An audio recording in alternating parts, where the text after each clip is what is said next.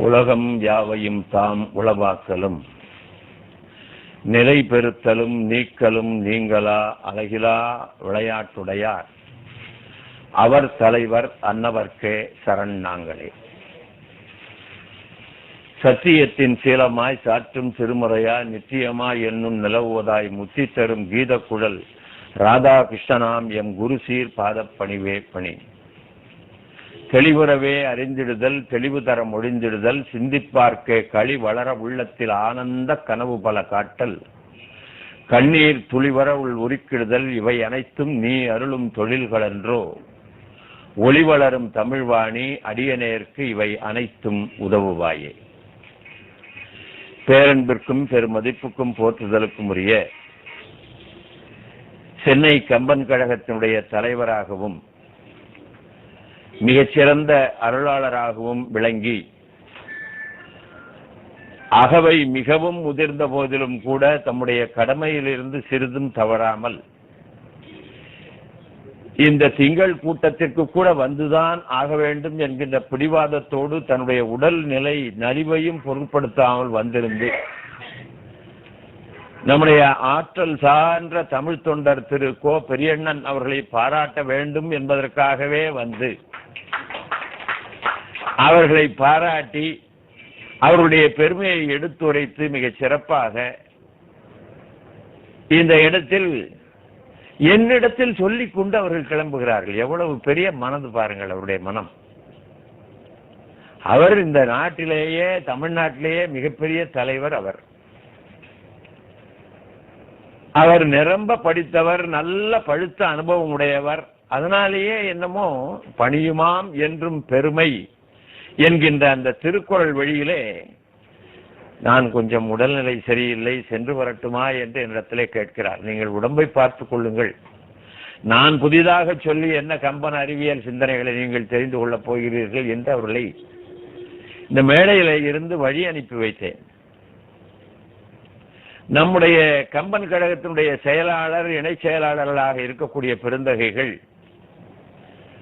எனக்கு என்றுமே இனியவராக இருக்கின்ற 70 வயதை அண்மையில் தாண்டிய அத்தனை பேருடைய புகழையும் பாராட்டையும் பெற்று தாண்டிய என்னுடைய இனிய அண்ணன் இனியவன் அவர்களே, மலர்மகன் அவர்களே, என்னுடைய பேச்சு எங்கு நடந்தாலும் மிக அன்போடு வந்திருந்து கேட்கின்ற அரசவை கவிஞர் கலைமாமணி முத்துலிங்கம் ஐயா அவர்களே,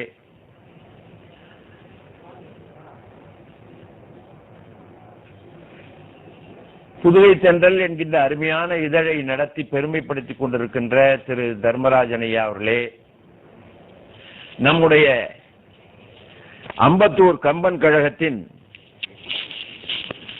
செயலாளராக விளங்குகின்ற அருமை தலைவராக விளங்குகின்ற அருமை பழனியப்பன் அவர்களே, கிருஷ்ணா ஸ்வீட்ஸ் திரு முரளி அவர்களுடைய சார்பில் மிக அன்போடு இங்கு வந்திருந்து பல முறை அவர்கள் சார்பில் நான் பேசியிருக்கிறேன். இப்பொழுது கம்பன் கழகமும் இணைந்து நடத்துகின்ற இந்த அருமையான நிகழ்ச்சியில் பேசுவதற்கு இனிய வாய்ப்பை தந்து மகிழ்ச்சியோடு என்னை பாராட்டி மகிழ்கின்ற கிருஷ்ணா ஸ்வீட்ஸ் முரளி அவர்களுக்கும் அவர் சார்பிலே வந்திருக்கக்கூடியவர்களுக்கும் என்னுடைய பணிவார்ந்த வணக்கங்கள். இந்த பாரதிய வித்யா பவன் இந்த நாட்டில் இருக்கக்கூடிய அத்தனை பேருக்கும் மிகச்சிறந்த அறிவை, ஆன்மீக அறிவை வழங்குவதிலே தனித்தன்மை வாய்ந்ததாக விளங்குகின்றது. இந்த பாரதிய வித்யா பவனுடைய செயலாளராக விளங்குகின்ற திரு ராமசாமி அவர்கள் அன்போடு வந்திருந்து இந்த நிகழ்ச்சிகளை கேட்டுக் கொண்டிருக்கிறார்கள். இதழ் துறை பத்திரிகை துறையிலிருந்து வந்திருந்து என்னுடைய பேச்சை கேட்டு மகிழ வேண்டும் என்று அன்பர்கள் வந்திருக்கிறார்கள். மிக முக்கியமான நிகழ்ச்சி இப்பொழுது ராஜா அண்ணாமலை மன்றத்திலே டி.கே. சண்முகம் நூற்றாண்டு விழா நடந்து கொண்டிருக்கிறது. அந்த நூற்றாண்டு விழாவுக்கு நான் உள்பட செல்ல வேண்டும் என்கின்ற ஆவலோடு இருக்கின்ற நிலைமையிலே இந்த கடமை இருக்கிறதே என்பதற்காக நான் வந்திருக்கிறேன். இந்த கடமை இருக்கிறதே என்பதற்காக இலக்கிய வேதி இனியவன் அவர்களும் மலர்மகன் அவர்களும் வந்திருக்கிறார்கள். அந்த நிகழ்ச்சிக்கு பல பேர் சென்றுவிட வேண்டிய சூழ்நிலை இருந்த காரணத்தினாலே சற்றே கூட்டம் குறைவாக இருக்கிறது. எனக்கு அதை பற்றி கவலை இல்லை. எந்த நல்ல நிகழ்ச்சி நடந்தாலும் கூட அந்த நிகழ்ச்சியை கேட்பதற்கு குறைச்சலான ஆட்கள் தான் இருப்பார்கள். ஒருத்தர் பேசாமலே இருந்தார், அவர் பேச கேட்கறதுக்கு 4 பேர் இருந்தாங்க.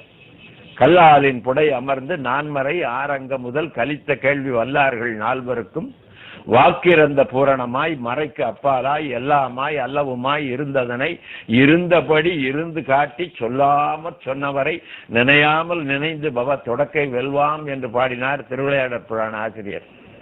ஒரு வார்த்தையும் சொல்லாம இப்படி சின்முத்திரையை மாத்திரம் காட்டத 4 பேர் கேட்டுக் கொண்டிருந்தார்கள். சனாதனர், சனந்தனர், சனத்குமாரர் உள்ளிட்ட 4 பேர். அவர் இளையவர், இவங்கெல்லாம் வயசானவங்க. அவர்கிட்ட உபதேசம் கேட்டாங்க. அதெல்லாம் இல்ல, போர்க்களத்தே பரமை ஞான கீதை புகன்றது எவருடைய வாய், என்னுடைய பாரத தேவியின் வாய் என்று மகாகவி பாரதியார் பாடினாரே. அந்த போர்க்களத்திலே பரஞான மெய் கீதையை கிருஷ்ண பரமாத்மா என்கின்ற உலகத்தின் பெரிய இறைவனே சொன்ன போது அதை கேட்க ஒரே ஒரு அர்ஜுனன், அவனும் ஒழுங்காக கேட்கவில்லை. 1000 சந்தேகம் அதை கேட்டான். ஆனால் அந்த பகவத்கீதை உபதேசத்தை கேட்கும் போதே உன் சொந்தக்காரன் என்பது பார்க்காதே, நாட்டுக்கு நலிவு செய்பவர்கள் உறவினர் என்கின்ற காரணத்தினாலே அவர்களுக்கு ஆதரவு தந்து விடாமல் அவர்களை அழிப்பதில் கூட நீ முதன்மையாக நிற்க வேண்டும் என்று கண்ணன் உபதேசம் செய்தான். ஆனால் என் உறவினர்களை நான் எப்படி என் அம்பால் வீழ்த்துவேன் என்று தன்னுடைய அம்பையும் வில்லையும் கீழே போட்டவன் அர்ஜுனன். ஆனால் அவன் உடன் பிறந்த சகோதரனாக இருக்கின்ற கர்ணன் இந்த உபதேசம் எதையுமே கேட்காமல் இந்த அர்ஜுனன் மார்புக்கு தன்னுடைய அம்பை வைத்து அதை எய்வதையே குறிக்கோளாக கொண்டான். ஆனால் அவனுக்கு இவர்கள் அனைவரும் உடன் பிறந்தவர்கள் என்கின்ற உண்மை தெரியும். ஆனாலும் கூட அவர்களுக்காக கொஞ்சம் கூட பரிவோ பாசமோ காட்டாமல் கண்ணன் என்ன உபதேசம் செய்தானோ அதை கேட்காமலே அந்த உபதேசத்தை கடைபிடித்தவன் கர்ணன் என்று பெரியவர்கள் சொல்வார்கள். அப்படியெல்லாம் நான் உபதேசம் செய்து விட போகிறேனா? கம்பனுடைய அறிவியல் இன்றும், கம்பன் அறிவியல் பூர்வமான ஏதாவது சிந்தித்திருக்கிறானா என்பதை பற்றி நாமும் கொஞ்சம் சிந்தித்து அது இன்றும் எந்த அளவுக்கு நமக்கு உதவியாக இருக்கிறது என்று பார்க்க வேண்டும் என்று என்னை பேச அழைத்திருக்கிறார்கள். எனக்கு மிகவும் மகிழ்ச்சி. அரைத்த மாவிலேயே இன்னும் கொஞ்சம் மாவு என்று என்னை அரைக்க விடாமல் கம்பனில் அறிவியல் என்கின்ற ஒரு புதிய தலைப்பொன்றை எனக்கு கொடுத்து மிகவும் மகிழ்ச்சி அளித்திருக்கிறார்கள். காரணம், இதற்காக நான் கம்பராமாயணத்தை 100 தடவை பார்த்தேன். இல்லையானால் கம்பராமாயணத்தை படிக்காமலே லேசா வந்து கதையை விட்டுட்டு போயிடுவேன். எனக்கு தெரிந்த சில பாடல்களை மாத்திரம் அழகாக சொல்லி அருமையான நிகழ்ச்சிகளை எல்லாம் எடுத்து சொல்லிவிட்டு நான் சென்று விட முடியும். ஆனால் கம்பன் அறிவியல் பார்வை எந்த அளவுக்கு பார்த்திருக்கிறான் என்கின்ற உண்மையை நாம் தெரிந்து கொள்ள வேண்டும். மகாகவி பாரதியார் கல்வி சிறந்த தமிழ்நாடு என்று இந்த நாட்டை கூறுகிறார். இந்த நாடு கல்வி சிறந்த தமிழ்நாடு என்று பாரதியார் கூறுவதற்கு என்ன தெரியுமா காரணம்? இந்த நாடு புகழ் கம்பன் பிறந்த தமிழ்நாடு. ஒரு நாட்டில் கல்வி சிறக்க வேண்டுமானால் அதற்குரிய ஊக்கமும் ஆக்கத்தையும் உத்வேகத்தையும் ஒரு ஊற்றுக்கண் தன்னுடைய ஊற்றை திறந்து தர வேண்டும். அப்படி நாட்டில் கல்வி சிறக்க காரணமாக இருந்தவன் கம்பன் என்கின்ற காரணத்தினால்தான் மகாகவி பாரதியார் கல்வி சிறந்த தமிழ்நாடு, ஏனென்றால் புகழ் கம்பன் பிறந்த தமிழ்நாடு. அப்ப ஒருவருக்கு கல்வி வேண்டும் என்று சொன்னால் என்ன? கல்வி என்பது வேறு. கல்வி வேண்டும் என்று சொன்னால் நாட்டிலே நாம் காண்கின்ற, கேட்கின்ற, முகர்கின்ற, சுவைக்கின்ற, உணர்கின்ற இந்த ஐம்புல அறிவினாலேயும் அறிந்து கொள்ளக்கூடியவற்றை அறிவினால் ஆராய்ந்து அதுக்கு மேலாக அதை உலகத்தாருக்கு பயன்படும் வண்ணம் சித்தத்திலே வைத்து சிந்தனையை வளர்த்து உலகத்தாருக்கு உணர்கின்ற மெய் ஞானமாக வழங்குவது அறிவு. கற்றதனால் ஆய பயன், வள்ளுவர் சொன்னார். அப்ப கல்வி கற்பது என்பது என்ன? இந்த கண்முன்னே நாம் காண்கின்ற இந்த உலகம் 5 பெரும் பூதங்களால் ஆன இந்த பிரபஞ்சம் என்று சொல்வார்கள். இந்த 5 பெரும் பூதங்களால் ஆன இந்த பிரபஞ்சத்தை அறிவதுதான் அறிவு.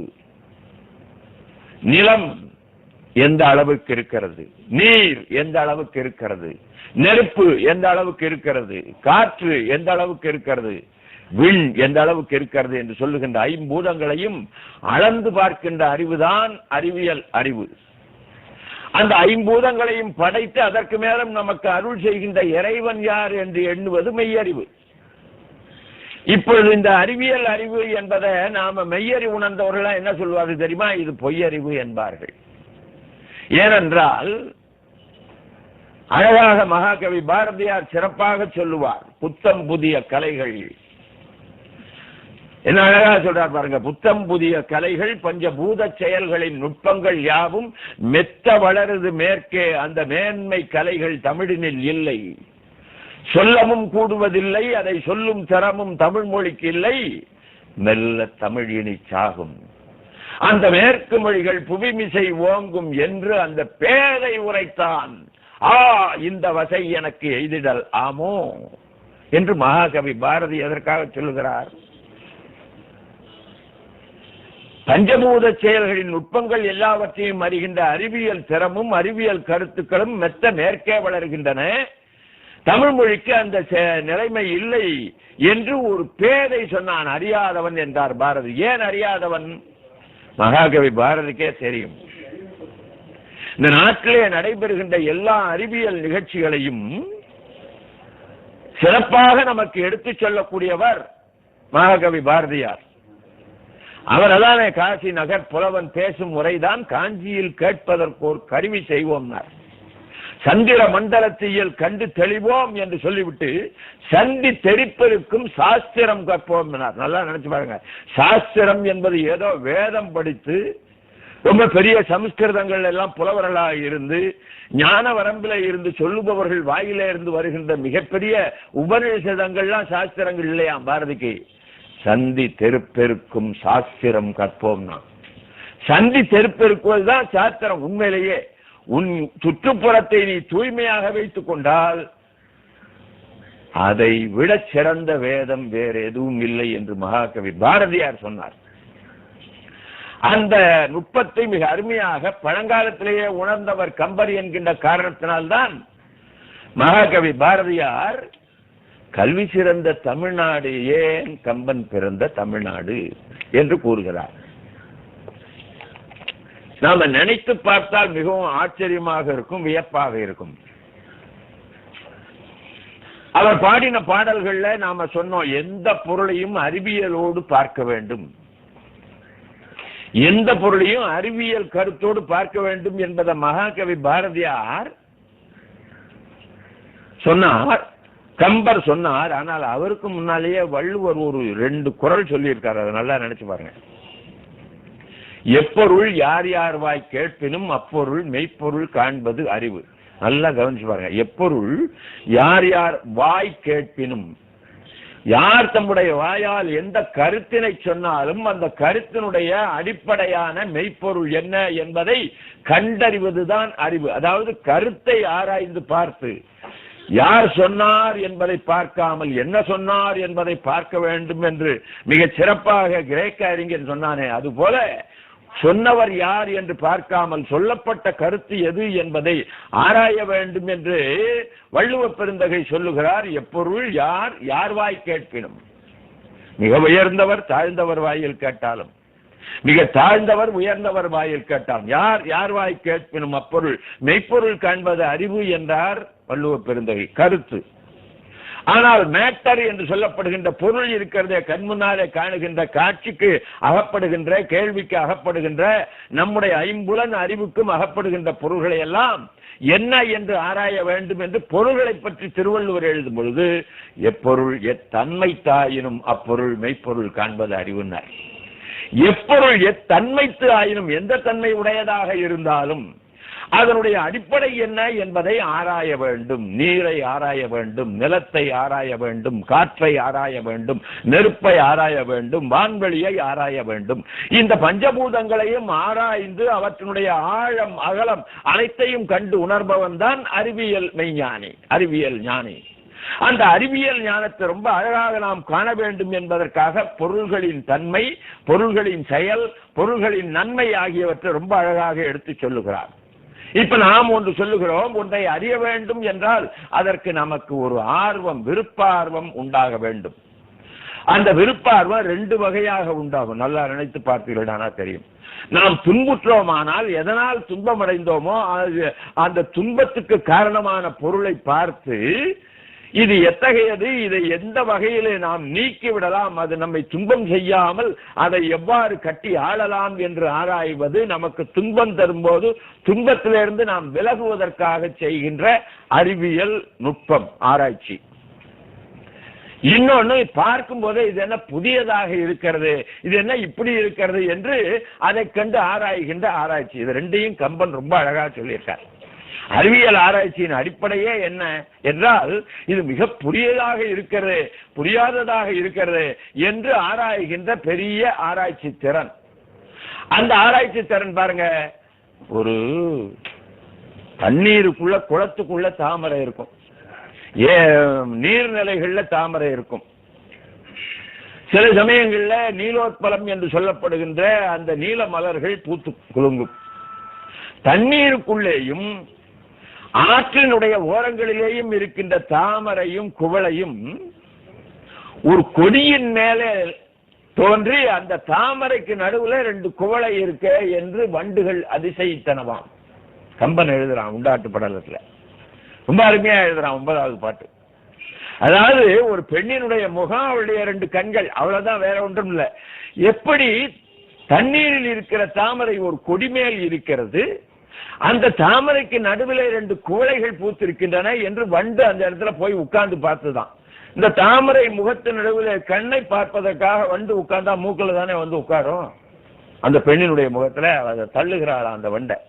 திரும்பி ஓடிக்கொண்டு வந்து பார்த்து, இது என்ன இங்க 2 குவளை மலர்கள், இது என்ன தாமரை, இதுல எப்படி இந்த வண்டு இருக்கு, இதுல ஏதாவது தேன் கிடைக்குமா என்று திரும்பி வண்டு வந்து உட்காருகிறதான். அப்படி தள்ள தள்ள அதெல்லாம் போக மாட்டேன் என்று வந்து வண்டு உட்காருவதை கம்பன் பாடுகின்ற பாட்டை நாம் நினைத்து பாருங்கள், எப்பேற்பட்ட பாட்டு. நதியினும் குளத்தும் பூவா நளினங்கள் குவளையோடு மதி நுதல் வள்ளி பூப்ப நோக்கிய மடலை தும்பி அதிசயம் எய்தி புக்கு வீழ்ந்தன. அவை அதிசயம் எய்தி புகுந்து வீழ்ந்தன அந்த தாமரையில். அழைக்க போவா, அப்படி தள்ள தள்ள அது அந்த இடத்தை விட்டு வெளியில போகாம மீண்டும் வைத்தன அந்த வண்டுகள் என்று சொல்லிவிட்டு கடைசியில கம்பர் சொல்லுகின்ற வரி பாருங்க, அதுதான் ரொம்ப ஆச்சரியம். புதியன கண்ட போது விடுவாரோ புதுமை பார்ப்பார். எப்பேற்பட்ட அறிவியல் கருத்து பாருங்க. இதுவரையிலே நம்ம பார்க்காத ஒரு புதியது. திடீரென்று வானத்துல தரையில வண்டி போய் கொண்டிருக்கும் போது வானத்துல ஒண்ணு பறந்து வருகிறது என்று சொன்னால் இது என்னப்பா புதுசா இருக்கு என்று நாம் பார்ப்போம். எல்லா செய்திகளையும் கடிதத்தில் எழுதி அஞ்சலகத்துல போட்டு அல்லது ஏதாவது தொலைபேசியில பேசி கொண்டிருக்கும் போது இப்படி ஒரு சின்னதா ஒரு லேப்டாப்பை வைத்து கூட கடகடான்னு அடித்து உலகம் முழுவதும் போகிறானா இது என்னப்பா புதியது என்று பார்ப்போம். புதியன கண்ட போது விடுவாரோ புதுமை பார்ப்பார் என்பதுதான் கம்பன், மகாகவி கம்பனாக விளங்குகின்ற கவி சக்கரவர்த்தியினுடைய அறிவியல் கருத்தின் அடிப்படை உருவான இடம். அது மாதிரி இன்னும் சில இடங்கள்லாம் இருக்கு. அதை நான் அடுத்தாப்புல நான் சொல்ல போகிறேன். கம்பன்ல பற்பல அறிவியல் கருத்துக்கள் இருக்கு. ரொம்ப ஆச்சரியமான செய்தி. முதல் பாட்டிலேயே அறிவியல் கருத்துங்கிறது என்னுடைய தாழ்மையான கருத்து. உலகம் யாவையும் தாம் உளவாக்கலும் நிலைபெறுத்தலும் நீக்கலும் நீங்களா அழகலா விளையாட்டுடையார் அவர் தலைவர் அன்னவர்க்கே சரண். நாங்களே முன்னால சீட்லாம் காலியா இருக்கு நிறைய, அங்க கொஞ்சம் கஷ்டப்படுறாங்க. உலகம் யாவையும் தாம் உளவாக்கலும், நல்லா நினைச்சு பாருங்க. You can create nothing out of nothing என்று ஆங்கிலத்தில் சொல்வார்கள்.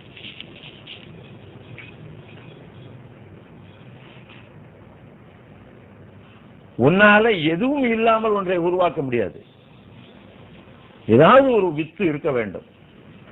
அந்த அடிப்படை வித்து என்று இல்லாமல் ஒன்றை உருவாக்கவே முடியாது. நம்மால ஏதாவது ஒன்று இருக்கணும். நான் என்னுடைய கல்லூரி காலத்துல ஒரு அருமையான நிகழ்ச்சியை பார்த்துட்டு என்னுடைய அண்ணனுக்கு ரொம்ப அருமையா எழுதினேன். இங்கதான் எங்க அண்ணன் வந்து உட்கார்ந்துருக்காரு. அவருக்கு எழுதினேன், டேய் என்ன எதையோ பொருள்களை எல்லாம் சேர்த்து ஒரு உயிரை உண்டாக்கி விட்டார்களாமே, அந்த உயிரை உண்டாக்கி விடுவது என்பது ஒரு மிகப்பெரிய செயல் என்று சொன்னால் கடவுளை இவன் வென்று விட்டான் போல இருக்கிறது என்று எழுதி நாங்கள் அந்த காலத்திலே களிப்படைந்து கொண்டிருந்தோம். ஒரு செல்லையே உருவாக்கினார்கள் எங்கேயோ இமாச்சல பிரதேஷ் பக்கத்துல கல்லூரியில ஒரு அறிவியல் மாணவர்கள். ஆக ஒன்றை உருவாக்குகிறார்கள். உடம்புல இருக்கக்கூடிய அந்த செல் என்கின்ற அந்த பகுதி இருக்கு பாருங்க, அதை உருவாக்கவே முடியாது. அது இப்ப திரும்பி எவ்வளவோ பெருசாக உருவாக்கம் பெற்று வந்து விட்டது. அது மீள் உருவாக்கம், அப்புறம் மறு உருவாக்கம், அப்புறம் வேறு ஒன்றை உருவாக்குதல் என்று மடிப்பு உருவாக்கம் என்றெல்லாம் வந்து விட்டன. அறிவியல் துறையில் அப்படி ஆழமாக அவர்கள் பாய்கின்ற காலத்துல இல்லாத ஒன்றிலிருந்து ஒன்றை உருவாக்க முடியாது. இருக்கின்ற ஒன்றை கடைசி வரலையும் வந்து காப்பாற்ற முடியாது. நம்ம பல்லு, நம்ம தலைமுடியெல்லாம் இருக்கு பாருங்க, கண்ணாடி முன்னாடி நின்னாடி என்ன தடவை இப்படி இப்படி பண்ணுவான். கடைசியில போனா அந்த இடம் வெறும் வெட்ட வழியா மாறிடும், ஒண்ணுமே இருக்காது, அது காணப்படும், வருத்தப்படுவான். இதை கூட நம்மளால வளர்க்க முடியாது. அதுக்கு வருகின்ற முதுமை, பல்லுக்கு வருகின்ற முதுமை எல்லாத்தையும் வச்சு நம்ம காப்பாற்றி வைத்துக் கொள்ள முடியுமா? முடியவே முடியாது. அப்ப எதையும் காப்பாற்ற முடியாது. சரி, முழுக்க ஒன்றை அழித்து விட முடியுமா? எதையாவது முழுக்க அழித்து விட முடியுமானா ஏதாவது ஒன்று மிஞ்சி இருக்கு. எரிச்சால் கூட சாம்பல் மிஞ்சும். அப்ப நல்லா நினைச்சு பாருங்க, உலகத்துல இல்லாத இடத்துல இருந்து ஒரு புதிய பொருளை உருவாக்குவது, இருக்கின்ற பொருளை காப்பது, அதை முழுமையாக ஒன்றுமில்லாமல் அழிப்பது, இந்த செயலை அறிவியல்வாதிகள் செய்து கொண்டிருக்கிறார்கள், செய்ய வேண்டும் என்று. ஆனால் இல்லாத ஒன்றிலிருந்து உண்மையாகவே ஒன்றை உருவாக்குவதும், இருப்பதை எவ்வளவு காலம் நிலைக்க வைக்க வேண்டுமோ அவ்வளவு காலம் நிலைக்க வைப்பதும், அதன் பிறகு அதை முழுமையாக அழித்து ஒதுக்குவதும் ஆகிய இந்த செயலை ஒரு சிறிய விளையாட்டு போல செய்பவன் ஆண்டவன். அறிவியல் சார்ந்த மனிதனுக்கும் மெய்யுணர்வு சார்ந்த கடவுளுக்கும் உடைய வித்தியாசம் என்ன என்று சொன்னால், இவற்றை எல்லாம் நான் செய்து விடுவேன் என்று நிமிர்ந்து நிற்பவன் அறிவியல்வாதி. உன்னால செய்ய முடியாது, என்னாலதான் செய்ய முடியும் என்று அழகாக அதை விளையாட்டாக செய்பவர் ஆண்டவன் என்பது கம்பனுடைய முதல் பாட்டு. நல்லா நினைச்சு பார்க்கணும். உலகம் யாவையும் தாம் உளவாக்கலும் நிலை பெறுத்தலும் நீக்கலும் நீங்களா அழகில்லா விளையாட்டுடையார் அவர் தலைவர் சன்னவர்க்க சரண் நாங்களே இல்லை. எங்க பேராசிரியர் ராதாகிருஷ்ணன் சரண் நாங்களே, நீங்களே அவருக்கு சரண் ஆகி பாருங்களேன், அப்புறம் தெரியும் உங்களுக்கு அதனுடைய செய்தி என்று சொல்கிறார். இந்த மெய்யறிவுக்கும் இந்த அறிவியல் அறிவுகளுக்கும் இடையிலே இருக்கக்கூடிய மிகச்சிறந்த நுட்பங்களை நம்முடைய கம்பன் அழகாக சொல்லுகிறார். எத்தனை இடத்துல எப்படி சொல்லுகிறார், 8 மணிகள்லையும் இல்லையா? ஒரு பொருளினுடைய தன்மை, ஸ்டேட், ஒரு அறிவியல் துறையில வேதியியல் என்று சொல்லப்படுகின்ற கெமிஸ்ட்ரி, இயற்பியல் என்று சொல்லப்படுகின்ற பிசிக்ஸ், கட்டுமான அறிவியல் என்று சொல்லப்படுகின்ற ஆர்கிடெக்சரல் இன்ஜினியரிங், வானியல் என்று சொல்லப்படுகின்ற அஸ்ட்ரானமி, போர் அறிவியல் என்று சொல்லுகின்ற வார்ஃபேர் சயின்ஸ், ரோபோ என்கின்ற அலையும் கருவி, அணு என்கின்ற அட்டாமிக் சயின்ஸ், மருத்துவ அறிவியல் என்று சொல்லப்படுகின்ற மெடிக்கல் சயின்ஸ், கணிதம் என்பதுதான் எல்லா அறிவியலுக்கும் அரசி என்பது பழமொழி. நல்லா நினைச்சு பாருங்க. Mathematics is the queen of all sciences என்று ஆங்கிலத்தில் சொல்வார்கள். அதுவும் இன்னைக்கு மேத்தமேட்டிக்ஸை நினைக்கிற நாள். நம்முடைய தமிழ்நாட்டின் பெருமையை தரணியெங்கும் உயர்த்திய மிகச்சிறந்த மேதை, கணித மேதை ராமானுஜத்தின் 125வது நினைவு நாள் இந்த நாள். அந்த கணித மேதை ராமானுஜம் சொன்ன கணிதத்துக்கு இணையாக வேற ஒண்ணுமே இல்லை. 5 எண் கீழே 5, 5ஐ 5ஆல் வகுத்தால் 1 என்றார் ஆசிரியர். என்ன சார்னு பையங்க கேட்டான். அட 3 பழம் இருக்குடா, அதை 3ஆல் வகுத்தா 1 பழம் இருக்குமா இல்லையா? 3 பழத்தை 3ஆல் வகுத்தா 1 இருக்கும் என்று சொன்ன போது எழுந்து ஒரு மாணவன் சொன்னான், 0வை 0வால் வகுத்தால் = 1 வருமான்னு கேட்டான். அசந்து போயிட்டார் ஆசிரியர். எதையாவது 3ஆல் வகுத்தா 1, 10 10ஆல் வகுத்தா 1, 5 5ஆல் வகுத்தா 1ங்கிறது தான் கணிதம் என்று அவர் நினைச்சிருந்தார். ஒன்றுமில்லாத ஒரு பூஜ்ஜியத்தை ஒன்றுமில்லாத பூஜ்ஜியத்தால் சுழியை சுழியால் வகுத்தால் என்ன வரும்? 1 வருமா? எனக்கு 1 தர முடியுமா? சுழி பழத்தால் வகுத்து எனக்கு ஒரு பழம் தர முடியுமான்னு கேட்டான். நம்ம பழத்தை வச்சு ஜோக் அடிச்சு கேவலமா நம்ம நடந்து கொண்டிருக்கோம் நம்ம திரைப்படங்கள் எல்லாம். ஆனால் வாழைப்பழம் ஒன்றை வைத்து ஆசிரியரையே திணறடித்தவர் மாமேதை ராமானுஜம். சுழியை சுழியால் வகுத்தால் இன்ஃபினிட் என்று சொல்லப்படுகின்ற எல்லை ஒன்றின்மை, அளவின்மை என்கின்ற ஒன்றுதான் வருமே தவிர 1 என்கின்ற எண் வராது என்பதை தான் 2வது படிக்கும் போதே அந்த ஆசிரியரிடத்திலே அதிர்ச்சி வைத்தியம் கொடுத்தவர் நம்முடைய கணித மேதை ராமானுஜம். அதனால நல்லா நினைச்சு பாருங்க, கணிதம் தான் அறிவியல் அத்தனைக்கும் அடிப்படை. அந்த கணிதத்தை கம்பன் எந்த அளவுக்கு சொல்லி இருக்கிறான் என்கின்ற செய்திகளை நான் என்னால் முடிந்த வரையிலும் சொல்லலான்னு பார்க்கிறேன். நான் கிட்டத்தட்ட 40க்கு மேற்பட்ட கருத்துக்களை பார்த்து வச்சிருக்கேன். என்னால ஒரு 10 கருத்தை தான் நான் சொல்ல முடியும், எனக்கு நன்றாக தெரியும். ஆனால் எனக்கு ஒரு ஆசையையும் இவர்கள் உருவாக்கி தந்து விட்டார்கள். நான் 40க்கு மேற்பட்ட கருத்து எங்க கம்பன்ல எல்லாம் இருக்கு, இன்னொரு தடவை கம்பனை பார்த்து ஒரு 100 அறிவியல் கருத்துக்கள் இருந்தது என்று சொன்னால் அதை நூலாக்கி தந்து விடலாம் என்கின்ற எண்ணத்தோடு நான் இருப்பதற்கு காரணமாக இருக்கின்ற இடியவன் அவர்களையும் மலர்மகன் அவர்களையும் மிகவும் பாராட்டுகின்றேன். ஏனென்றால் கம்பனுடைய அறிவியல் கருத்தெல்லாம் அவ்வளவு அருமையா இருக்கு. கம்பனுடைய அறிவியலை சாதாரணமா நம்ம பார்க்கலாம். ஒருத்தன் சொன்னான் அரபுக்கடல், குமரிக்கடல், வங்கக்கடல், இது 3 என்ன ஸ்டேட்னு கேட்டான். அரபுக்கடல் அப்படின்னு சொன்னா அது மகாராஷ்டிரா, கர்நாடகா, அப்புறம் கீழே பார்த்தா கேரளம், அதுக்கப்புறம் தமிழ்நாடு, அதுக்கப்புறம் இந்த பக்கம் ஆந்திரா, இந்த பக்கம் ஒரிசா என்று இருக்கக்கூடிய இத்தனை ஸ்டேட் இருக்குங்க.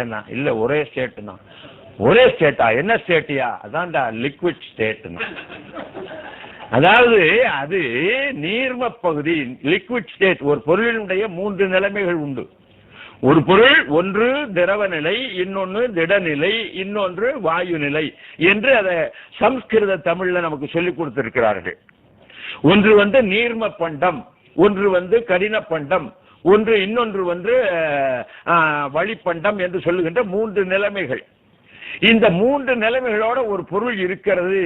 அதுதான் எல்லா பொருள்களையும் இருக்கு. நீங்க எந்த பொருளை பார்த்தாலும் அது either it is solid or liquid or vapour, இது 3 ஒன்றாத்தான் இருக்கும் என்று அழகாக சொல்வார்கள் ஆங்கிலத்திலே அறிவியல்வாதிகள். அதை தவிரவும் இன்னொன்னு இருக்குன்னார். என்ன? கம்பர் கண்டுபிடிச்சார். அதை தவிரவும் இன்னொன்னு இருக்கு. என்ன? செமி சாலிட்னு ஒன்று கண்டுபிடிச்சார். அதாவது பஞ்சு மாதிரி இருக்கக்கூடியது. அது இட் இஸ் நெய்தர் லிக்விட் நான் சாலிட், அதுக்கு பேர் செமி சாலிட். அது கொஞ்சம் குறைவான ஒரு பண்டமாக இருக்கிறது. அப்படியும் சில பண்டங்களை பார்க்க முடியும் என்று சொல்வதற்காகத்தான் சொல்லுகிறார். வெய்யோன் ஒளி தன் மேனியின் விரி சோதியின் மறைய பொய்யோ என்னும் இளையாளோடும் போனான் மையோ மரகதமோ மரிகடலோ மழைமுகிலோ ஐயோ இவன் வடிவென்பதோர் அடியா அழகுடையான். வைணவ தத்துவத்தில் என்னன்னா, காண்கின்ற பொருள்கள், கேட்கின்ற பொருள்கள், உலகத்தில் இருக்கக்கூடிய எல்லா பொருள்களிலும் இறைவன் நிறைந்திருக்கிறான் என்பது ஒரு கட்டளை அந்த வைணவ நூல்கள்ல. அதனாலதான் விஷ்ணு என்று பெயர். அவன் எல்லா இடத்திலும் நிறைந்திருப்பவன். அந்த எல்லா இடத்திலும் ஆண்டவன் நிறைந்திருக்கிறான் என்கின்ற அந்த செய்தியை எல்லா வடிவங்களிலையும் ஆண்டவன் நிறைந்திருக்கிறான், எல்லா நிலைகளிலும் ஆண்டவன் இருக்கிறான். அவன் லிக்விட் ஸ்டேட்லயும் இருக்கிறான், அவன் சாலிட் ஸ்டேட்லயும் இருக்கிறான், அவன் செமிசாலிட்லயும் இருக்கிறான், அவன் கேசியஸ் ஸ்டேட்லயும் இருக்கிறான். 4 வகையிலையும் இருக்கிறான். இல்ல செமிசாலிட்ங்கிற கண்டுபிடிச்சவன் கம்பன். மையோ அதுதான் செமிசாலிட். மரகதம், மை ஒரு பச மாதிரி இருக்கக்கூடியது. மரகதம் சாலிட், கடின பொருள். மையோ மரகதமோ, மறிகடல் லிக்விட், மழை முகில் கேஸ். ஆக இந்த 4 வடிவங்களிலேயும் ஆண்டவன் இருக்கிறான் என்பதை அழகாக சொல்லும் போது இதில் அறிவியல் இருப்பதை என்ன அழகாக நாம் கண்டுபிடிக்க முடிகிறது. இந்த அறிவியல் சொன்ன 3 நிலைகளை விட இன்னொரு நிலையும் உண்டு என்பதை அந்த இறைவனோடு ஒப்பிட்டு மிக அழகாக சொல்லுகிறார். இதுல என்ன வேடிக்கைன்னா, மையோ மரகதமோ மறிகடலோ மழைமுகிலோ எல்லாமே கருமை சார்ந்த நிறங்கள். ஐயோ இவன் வடிவென்பதோர் அழியா அழகுடையான். இப்ப வண்ணங்கள் பார்ப்போம். ராமன் செபக்ட் என்று அழகாக சொல்வார்கள். கப்பல் மேல நின்று கொண்டு வானத்தையும் கடலையும் பார்த்து விட்டு இதற்கு நீல நிறம் எப்படி வந்தது என்பதை ஆராய்ச்சி சொன்ன காரணத்தினாலே அதுக்கு ராமன் விதி என்று பெயர். அவர் எங்க பள்ளிக்கூடத்தில் தான் படிச்சார் என்பது எனக்கு மிகப்பெரிய பெருமை. அது வேற விஷயம், அங்க இருக்கு. அவ்வளவு நல்ல ஆள்லாம் படிச்ச பள்ளிக்கூடத்தில் நான்லாம் படித்தேன், அது வேற, அதுவும் சொல்லலாம். நான் அங்கேயும் படித்தேன், அதுக்கப்புறம் அங்கேயும் வாத்தியார் வேலை பார்த்தேன். இப்போது வண்ணங்கள் என்று சொல்லும் பொழுது வானவில்லிலே உள்ள 7 வர்ணங்கள் உலகத்திலே அடிப்படை வர்ணங்கள் என்று சொல்லப்படுகின்றன.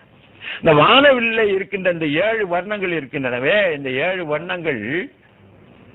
வண்ணங்கள் தாமா, அதுக்கு அடிப்படை ஏதாவது உண்டா என்று ஆராய்வதற்காக என்ன பண்ணார் ஒருத்தர், இந்த 7 வண்ணத்தையும் ஒரு வட்ட தகட்டில் போட்டு அதை வெகு வேகமாக சுழற்றினால் அந்த எல்லா வண்ணங்களும் மாறி வெள்ளை நிறமே வந்து விட்டது. ஆக வெள்ளை நிறத்தில் இருந்துதான் இந்த 7 வண்ணங்களும் உருவாகின்றன, அல்லது இந்த 7 வண்ணங்களுக்கும் அடிப்படை வெள்ளை நிறம்தான் என்பதை அறிவியல் கண்டுபிடித்தது. வெள்ளை நிறத்துக்கு என்ன வேலை என்று சொன்னால், தன் மேலே படுகின்ற ஒளியை, வெப்பத்தை திரும்பி வெளியே தள்ளும். கருப்பு நிறத்துக்கு என்ன வேலை தெரியுமோ, தன் மேலே படுகின்ற வெப்பத்தை உள்வாங்கிக் கொள்ளும். நம்ம விவரம் தெரியாம என்ன பண்ணிவிட்டோம், சூரிய வெளிச்சத்துல இந்த வெப்பம் தாங்காம கருப்பு குடையை பிடிச்சுக்கிட்டோம். இந்த கருப்பு குடையை பிடிச்சோன்னா உள்ள இன்னும் அதிகமா வெப்பம் வருதுன்னு என்ன பண்ணிட்டான் நம்மாளு, அந்த கருப்பு குடை மேல ஒரு வெள்ளை துணியை போட்டான். நல்லா கவனிச்சு பாத்தீங்கன்னா தெரியும். இந்த வெள்ளை துணி என்ன பண்ணுகிறது, வருகின்ற வெப்பத்தை வெளியே அனுப்புகிறது. கருப்பு என்ன பண்ணுகிறது, வருகின்ற வெப்பத்தை உள்வாங்கிக் கொள்ளுகிறது. கருப்பு நிறம் வருகின்ற வெப்பத்தை உள்வாங்கிக் கொள்ளுகிறது. இது அறிவியல் தானே. வெய்யோன் ஒளி தன் மேனியின் விரி ஜோதியின் மறைய கம்பன் எழுதிட்டான். கடவுளாக இருக்கின்ற கண்ணபிரானின் கருப்பு வண்ணத்திலே வெய்யோன் ஒளி தன் மேனியின் விரி ஜோதியில் கருப்பு நிறத்தில் மறைந்து விட, அப்ப டார்க் அப்சார்ப்ஸ் ஹீட் என்கின்ற மிக அருமையான அறிவியல் கருத்தை இந்த ஒரே பாட்டில் மிகச் சிறப்பாக கம்பன் எடுத்து சொல்லுகிறான். வெய்யோன் ஒளி தன்மேனியின் விதி ஜோதியின் மறைய பொய்யோ எனும் இடையாளோடும் இளையானுடன் போனான். மையோ மர கதமோ மதி கடலோ மழை மிகிலோ ஐயோ இவள் வடிவென்பதோ ஒரு அரியா அழகுடையான் என்கின்ற பாட்டிலே அடிப்படை அறிவியல் கருத்துக்கள் மிக சிறப்பாக 2ஆக விளங்குகின்ற நல்ல கருத்தை நாம் பார்க்கிறோம். அதே போல வேதியியல். வேதியியல்னா இப்ப என்ன பண்றான், சினிமாக்காரன்லாம் வேதியியல் பேச ஆரம்பிச்சிட்டான். என்ன இருந்தாலும் அவருடைய அந்த படம் இருக்க, அதுல ஒரு கெமிஸ்ட்ரி நல்லா ஒர்க் அவுட் ஆகல சார்மா. என்ன கெமிஸ்ட்ரி, எங்க இருந்து பார்த்தான் என்ன நமக்கு தெரியவே தெரியாது. ஏங்க அவன் வேதியியல் கெமிஸ்ட்ரி ஒர்க் அவுட் ஆகலன்னு இந்த 2 கட்டான் அந்த இத்தினோண்டு இளைஞர்கள்லாம் பேசக்கூடிய அளவுக்கு மிகச்சிறந்த வேதியியல் வீணா போயிட்டதுன்னு நான் வருத்தப்படுகிறேன். வேதியியல் என்ன சாதாரண விஷயமா? உங்களுக்கு ஒண்ணு தெரியுமா, இந்த பிரபஞ்சம் என்று சொல்லப்படுகின்ற 5 பூதங்களையும் பேதித்து நம்ம உடம்புக்குள்ள உருவாக்குகின்ற செயலை செய்பவள் அன்னை பராசக்தி என்பது ஆராய்ந்தவர்களுடைய கருத்து, கம்பனுடைய கருத்து. வான் என்று இழிந்து வரம்பு இகழ்ந்த மாபூதத்தின் வைப்பெங்கும் ஊனும் உயிரும் உணர்வும் போர் உள்ளும் புறனும் உளன் என்ப என்று சொல்லப்படுகின்ற அந்த ஆண்டவன் எல்லா இடத்திலையும் நிறைந்தே இருக்கிறான் என்கின்ற கருத்து மாத்திரம் இல்லை, அது கருத்தாப்புல இன்னொன்னு சொல்லுகிறான். அலங்களில் தோன்றும் பொய்மை அரவண பூதம் 5 விளங்கிய விகார பாட்டின் வேறுபாடு உற்ற வீக்கம். அதுக்கு பேர் தான் பிரபஞ்சம். என்ன அருமையா சொல்றேன், பிரபஞ்சம்ங்கிறது இருக்கு பாருங்க. இந்த அண்டவெளி, இந்த அண்டவெளியாக இருக்கக்கூடிய 5 பூதங்களால் உருவான இந்த பிரபஞ்ச வெளிக்கு என்ன பேரு? அலங்களில் தோன்றும் பொய்மை அரவண பூதம் 5 விளங்கிய விகாரப்பாட்டின் வேறுபாடு உற்ற வீக்கம் கலங்குவது எவரை கண்டார் அவர் கண்டீர் கைவில் ஏந்தி இலங்கையில் பொருதாரன்றே மலைகளுக்கு இறுதியாவார். கம்பன் பாட்டு என்ன அழகா சொல்ற பாருங்க. பிரபஞ்சம் முழுவதையும் உருவாக்குகின்றவன் ஆண்டவன். அவற்றை வேதித்து ரசாயன மாற்றம் செய்வித்து அவற்றை நம் உடம்புக்குள்ளேயும் மாற்றுவான். 5 பூதங்களும் நம்ம உடம்புக்குள்ளேயும் இருக்கு. நம்ம உடம்புக்குள்ள தண்ணீர் இருக்கு, நம்ம உடம்புக்குள்ள வெப்பம் இருக்கு, அது இல்லைன்னா செத்துட்டான்னு அர்த்தம். நம்ம உடம்புக்குள்ள காத்து இருக்கு, அது இல்லைன்னா காலின்னு அர்த்தம். நம்ம உடம்புக்குள்ள ஆகாயம் இருக்கு, நம்ம உடம்புக்குள்ள நெருப்பு இருக்கு. எல்லாமே இந்த 5 பூதங்களும் நிலம் நீர் மண், இந்த 5 இருக்கு. மண் உடம்புல இங்க இருக்குங்கிறது என்னுடைய உடம்புல நிறைய இங்க பார்த்தா தெரியும்.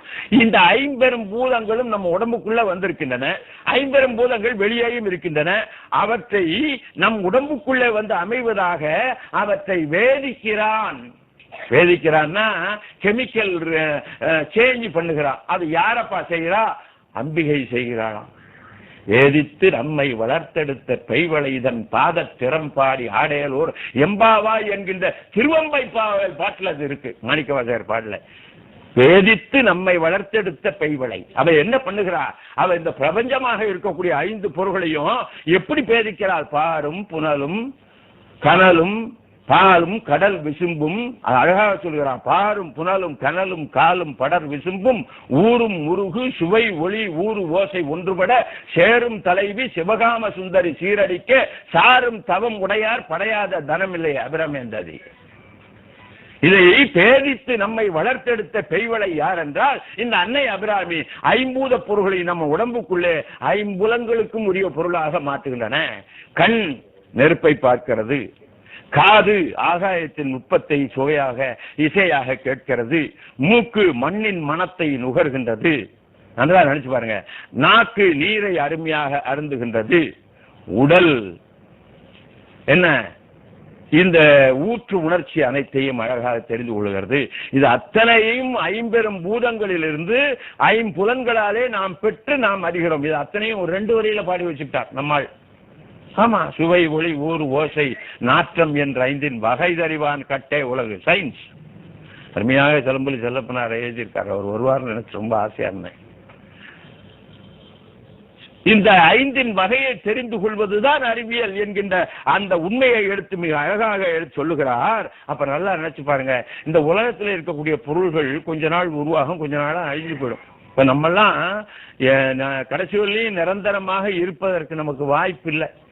கொஞ்ச நாளானா வயசாகும், அப்புறம் கண்ணு தெரியாம போகும், காது கேட்காம போகும், பல்லெல்லாம் காணா போகும், தலைமுடி காணா போகும், வாயில படுப்போம், நோயில விழுவோம், அதுக்கப்புறம் போயிடுவோம். பேரனை மாற்றி பிறம் என்று பெயரிட்டு நீரினில் மூழ்கி நினைப்பு ஒழிந்து விடுவார்கள். இந்த உடம்பு அழிஞ்சு போயிடும். இந்த அழிஞ்சு போகிற உடம்பை அழியாம வைக்கிறதுக்கு என்னன்னு பேரு? இந்த அழிந்து போகின்ற உடம்பை அழியாமல் வைப்பதற்கு என்ன செயல் செய்யலாம் என்று அழகாக சொல்லுகிறார்கள் பெரியவர்கள். ரொம்ப ஆச்சரியம். கம்பன் அதை ரொம்ப அழகா சொல்றார். பொருள்கள் அழியாம பண்றதுக்கு நம்ம நாள்தோறும் வீட்டுல ஒரு வேலை பண்றோம் தெரியுங்களா? காய்கறி அழுகாம இருக்கணும்னா அந்த காய்கறியை வெட்டி கொஞ்சம் உப்பை போட்டு வச்சுட்டோம்னா அது ஊறுகாயா கொஞ்ச நாள் இருக்கும், சீக்கிரம் வீணா போகாது. அந்த உப்புக்கு பேர் ப்ரிசர்வேட்டிவ்னு பேர். மட்டன் அந்த உணவு அந்த கறியை வெட்டி அந்த புலால கொண்டு போய் உப்புல போட்டு அதை ஒரு கோர்த்து உப்பு கண்டமா போட்டோம்னா கொஞ்ச நாளைக்கு அந்த புலால் அழுகாமல் இருக்கும். ஆக உப்புக்கு என்ன பேருன்னா ப்ரிசர்வேட்டிவ்னு பேரு. இந்த உப்போட கொஞ்சம் எண்ணெயையும் சேர்த்து வைத்து விட்டோம்னா அது இந்த உடம்பையே பாதுகாக்கும்.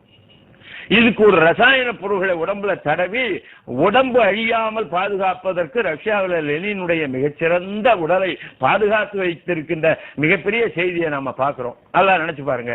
பழங்காலத்துல எங்கேயோ எகிப்துல பிரமிடுகளுக்கு இடையில அரசனுடைய உடம்பை எதையோ வச்சு போட்டு அதுல என்னென்னமோ கலவைகளை எல்லாம் பூசி ஒரு ஏதோ கயிறு மாதிரி சுற்றி வைத்து விட்டார்கள் என்று நாம கேள்விப்படுகிறோம்.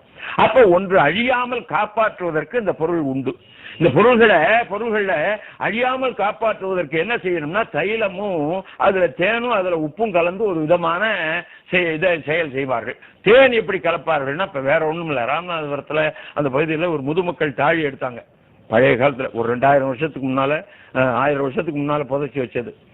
அந்த முதுமக்கள் தாழியில வயசானவனை உட்கார வச்சு அவனுக்கு ஒரு மூங்கில் குழாயில மாவு கொஞ்சம் தேனெல்லாம் கொடுத்து வைப்பாங்க. அவங்க சாப்பிட்டுட்டு அந்த மூச்சு வர்ற காற்றை வாங்கிட்டு கடைசியில் செத்து போய் தொலைஞ்சிருவான். அதுக்கப்புறம் ரொம்ப நாள் கழிச்சு இப்ப எடுத்து பார்த்தா அந்த உடம்பு இல்லை, அந்த உடம்புல இருந்த எலும்புகள் இல்லை, அந்த உடம்பு முழுவதுமே என்னமோ அழிஞ்சு வீணா போய் மண்ணோடு மண்ணா போயிடுச்சு. இந்த பானை மாத்திரம் இருக்கு, இந்த பானைக்குள்ள மூங்கில் குழா மாத்திரம் அப்படியே இருந்தது. அந்த மூங்கில் குழாயை திறந்து பார்த்தா 1000 வருஷத்துக்கு முன்னால வைத்த தேன் கொஞ்சம் புளித்து போய் ஒயினாக மாதிரி அப்படியே இருந்தது.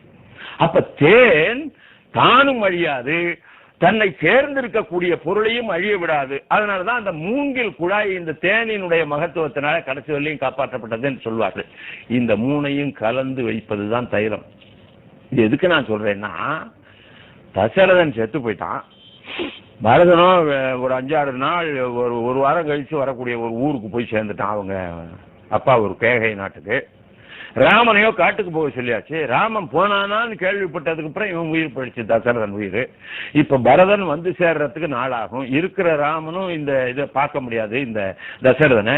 இந்த தசரதன் உடல் செத்து போன உடல் இருக்கு பாருங்க, அந்த உடலை ஒரு 7 நாளைக்கு பத்திரமா வச்சுக்கிறதுக்கு இப்ப இருக்கிற மாதிரி ஐஸ் பொட்டி எல்லாம் இருக்கா? அன்னைக்கு கிடையாது. என்ன பண்ணினார்கள்? அவனை ஒரு பெரிய தொட்டியில் போட்டு அதில் தைலத்தை நிரப்பி அவனுடைய உடலை போட்டு வைத்தார்கள். அதுதான் பிரிசர்வேட்டிவ் என்று சொல்லப்படுகின்ற அறிவியல் பொருளை, எந்த பொருளையும் அழுகாமல் காக்கின்ற ஒன்றை. இதுல என்ன விஷயம்னா, தசரதனுக்கு 60,000 பொண்டாட்டி, அது தவிர இந்த 4, இந்த 60,000 + 4, இது 4மே ஓன்னு அழுது கொண்டிருக்கிறது. யாரை பார்த்து? தசரதனை பார்த்து, அவனுடைய உடம்பை பார்த்து. இந்த தையல் பெண்கள் அத்தனை பேரும் கடல் போல இவனை சூழ்ந்து அழுது கொண்டிருக்கிறார்கள். அவருடைய பணியாளர்கள் பெண்கள் எல்லாரும் நாட்டரசன் போயிட்டானேன்னு அழுது கொண்டிருக்கிறார்கள். இந்த பெண்களின் கடலுக்கு நடுவிலே இருந்த இந்த தசரதனை தைல கடலுக்குள்ளே போட்டார்கள் என்று மிக சிறப்பாக கம்பன் எழுதும்போது அந்த அறிவியல் உண்மை நம்மை என்னென்னமோ செய்ய கடவை செய்தற்குரிய சிறுவர் ஈண்டையர் அல்லர். எய்த கடவ பொருள் எய்தாது இகவா என்ன இயல்பெண்ணா மையல் கொடியின் மகன் ஈண்டு வந்தால் முடித்தும். யாரு? மையல் கொடியாக இருக்கக்கூடிய கைகேயின் மகன் இங்க வந்தா இந்த கடைசியில் இவருக்கு இறுதி கடன்களை செய்யலாம் என்று தையல் கடல் நின்று எடுத்து அவனை தைலக்கடலின் வைத்தார்கள். அது அறிவியல் கருத்து.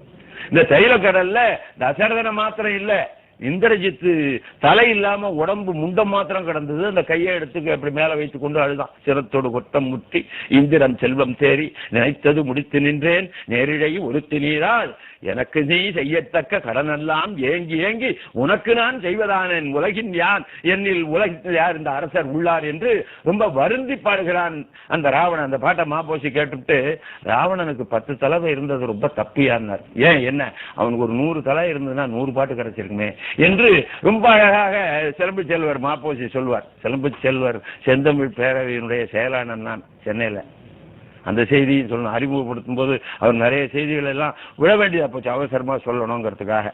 ஆனாலும் கூட அவருக்கு தெரியாத சில செய்திகள் எனக்கு இருக்கலாம். இப்ப கூட வாசிய குழந்தைசாமி மிகச்சிறப்பாக நான் எழுதிய கவிதைக்கு ஒரு 5000 ரூபாய் பரிசும் ஒரு பாராட்டும் கூட கொடுத்தார். அப்படி இதெல்லாம் சாதாரணமா நிகழக்கூடிய நிகழ்ச்சிகள். இதுல என்ன செய்தி என்று சொன்னால், சிலம்பு செல்வர் அந்த கம்பராமாயணத்தை இந்த பாட்டை அவ்வளவு தூரம் ரசிச்சார். அதுக்கப்புறம் அவன் அந்த பாட்டு பாடினதுக்கு அப்புறம் தான் சீதையே வெட்டுவேன்னு கிளம்பிட்டான். என் அருமை மகன் இந்திரஜித்த தலை கூட இல்லாம வெறும் உடம்போட செய்து விட்டானே, இது என்ன செய்வது? இந்திரஜித்தன் இடந்து துண்டாக எடுத்தவில் யாருடைய வில் எங்கள் மந்திர தெய்வதம் பாரத தேவி அந்த பாரத தாயினது வில் என்று மகாகவி பாரதி பாடுவான்.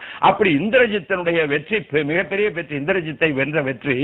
அந்த இந்திரஜித்து தலை இல்லாம முண்டமா கிடக்கக்கூடிய அந்த சூழ்நிலையை ரொம்ப வருத்தத்தோடு பார்த்து விட்டு இந்த தலையையும் மீட்டு இந்த தலையை எடுத்தவர்களையும் அழித்து அதுக்கப்புறம் ஓடி இந்த இந்திரஜித்தை உடம்போட உடம்பு எல்லாவற்றையும் ஒன்றாக ஒட்டி அதுக்கப்புறம் இறுதி கடன் செய்வேன் என்று ராவணன் சூழ் உரைத்தான். அந்த பாட்டுல என்ன அழகா சொல்லுகிறான் பாருங்க.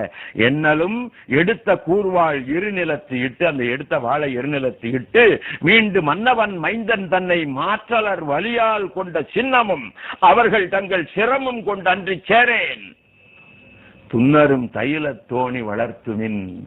இவனை அதுவரையிலையும் தைல தோணியில இவனை வளர்த்துங்கள். அந்த வளர்த்துங்கள்னா தொட்டில் இட்டு ஆட்டுங்கள்னு அர்த்தம். தைல தொட்டிலே என் அருமை மகனை தலையில்லாத உடம்பை வளர்த்துங்கள் என்று சொன்ன போது பிரிசர்வேட்டிவ் என்று ஆங்கிலத்தில் சொல்லப்படுகிற அந்த அறிவியல் கருத்து மிக அழகாக சொல்லும். இப்ப இந்த மோதிரம், தங்க மோதிரம், ஒரு தடவை என்னாச்சு, பள்ளி அந்த ஆராய்ச்சி கூடம் இருக்கிறது, அறிவியல் கூடம், அந்த கூடத்துல இந்த பாதரசம் இருக்கு பாருங்க, இந்த பாதரசம் இந்த மோதிரத்தில் விழுந்துருச்சு. பாதரசம் மோதிரத்தில் விழுந்தா என்ன ஆகுங்கிறது அப்பத்தான் நான் பார்த்தேன். வெள்ளை வெள்ளையர்னு போயிடுச்சு, அருமையான தங்கம்.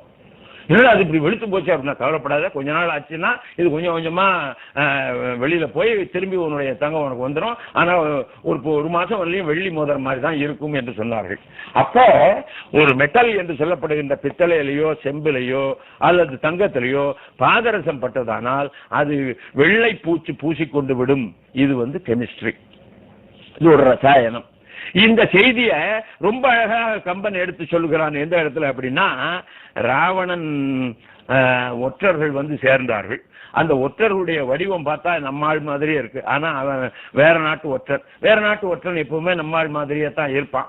அதனால இவங்கெல்லாம் நம்மாள் என்று நினைத்து கொண்டு வந்து விட்டார்கள்.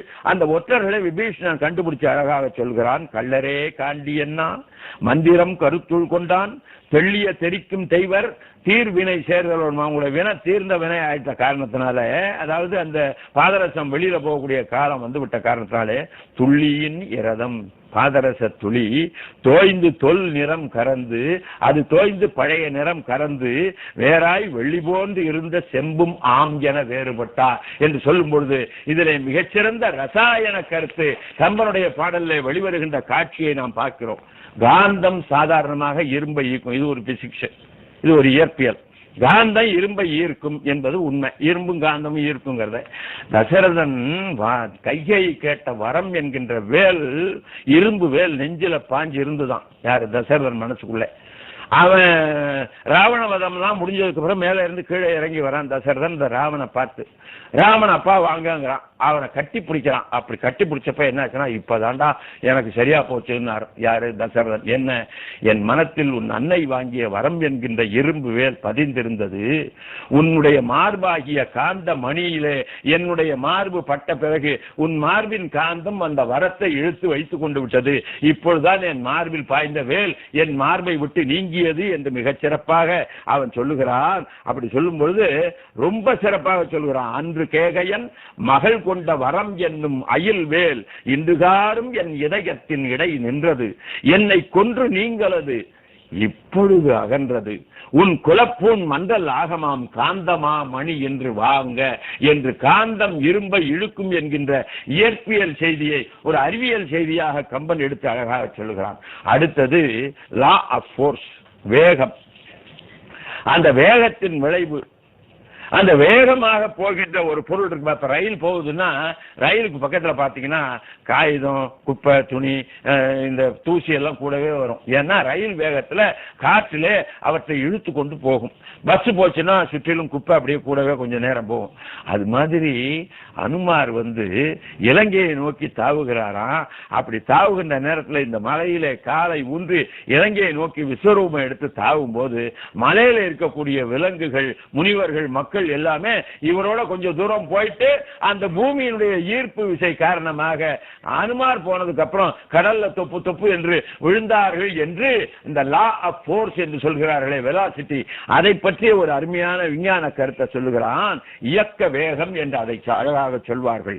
இசை உடை அண்ணல் சென்ற வேகத்தால் எழுந்த குன்றும் பசை உடை மரணும் மாவும் பல்லுயிர் குலமும் வல்லே திசை ஊற சென்று இந்த ஆஞ்சநேயன் பறக்க பறக்க பக்கத்திலேயே கொஞ்சம் தூரம் அவனோட சேர்ந்து பறந்து, இந்த ராக்கெட் போச்சுன்னா கொஞ்சம் தூரம் போய் அந்த பொருள்கள்லாம் விழுமா இல்லையா? சுற்றி இருக்கக்கூடிய பொருள் இல்லாதபடிதான் ராக்கெட் விடுவான். எல்லா இடத்தையும் சமதரையா ஆக்கிட்டு ஏரோப்ளைன் ஸ்டேஷன்ல சிமெண்ட் தர போட்டிருக்கிறதுக்கு காரணமே அதுதான். கூடவே இருக்கிறதெல்லாம் கிளம்பி போயிடக்கூடாது, மஞ்சளையும் தூக்கிட்டு போயிடும். அந்த மாதிரி போயிடக்கூடாதுங்கிறதுக்காக தான் இதெல்லாம் போட்டு வைத்திருக்கிறார்கள். இசையுடை அண்ணல் சென்ற வேகத்தால் எழுந்த குன்றும் பசையுடை மரணும் மாவும் பல்லுயிர் குலமும் வல்லே திசையுற சென்று சென்று செறிக்கடல் இலங்கை சேரும் விசை இலவாக தள்ளி வீழ்ந்தன கீழே. அந்த பூமியினுடைய அந்த ஈர்ப்பு விசையினால அந்த மேகமாக செல்லுகின்ற அந்த அவனுடைய விசையிலிருந்து மாறுபட்டு கீழே விழுந்தன என்று சொல்லும் பொழுது அந்த இயக்கம் என்கின்ற ஒன்றினுடைய சிறப்பு இருக்கு பாருங்க, வேகம். அந்த வேகத்தினாலே வருகின்ற அந்த சோகத்தை மிக அழகாக எடுத்து சொல்லுகிறார். ஒரு ஏரோப்ளேன்னா அதுக்கு டிசைன் எப்படி இருக்கணும், பிளேன்னா எப்படி இருக்கணும் அப்படின்னு சொன்னா, மூக்கு நீளமா இருக்கணும், ரெக்க ரெண்டு பக்கமும் கையை நீட்டி இருக்கணும், பின்னால் ரெண்டு பக்கமும் சேர்ந்து இருக்கணும். இப்படித்தான் அனுமார் போனாராம், அப்படி கையை வைத்துக் கொண்டு.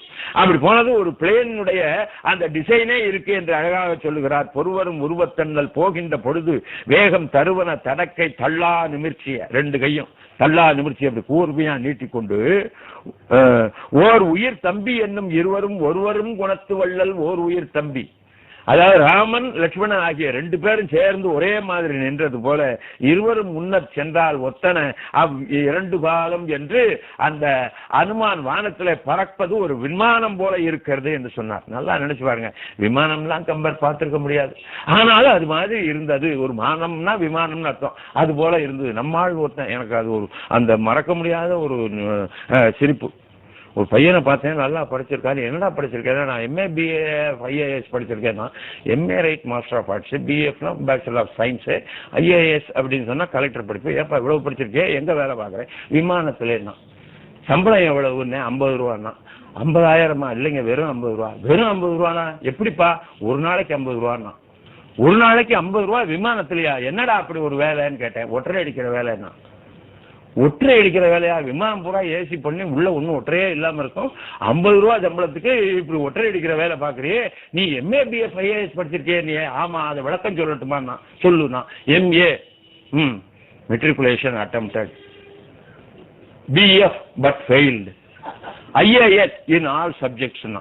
அப்புறம் அவனுக்கு விமானத்தில் ஒற்றை அடிக்கிறேன் அப்படின்னா எந்த விமானத்துல? கோயில் விமானத்துல எங்கன்னா. அப்பதான் எனக்கு தெரிஞ்சது கோயில் விமானத்துல ஒற்றை இருக்கும் இல்லையா.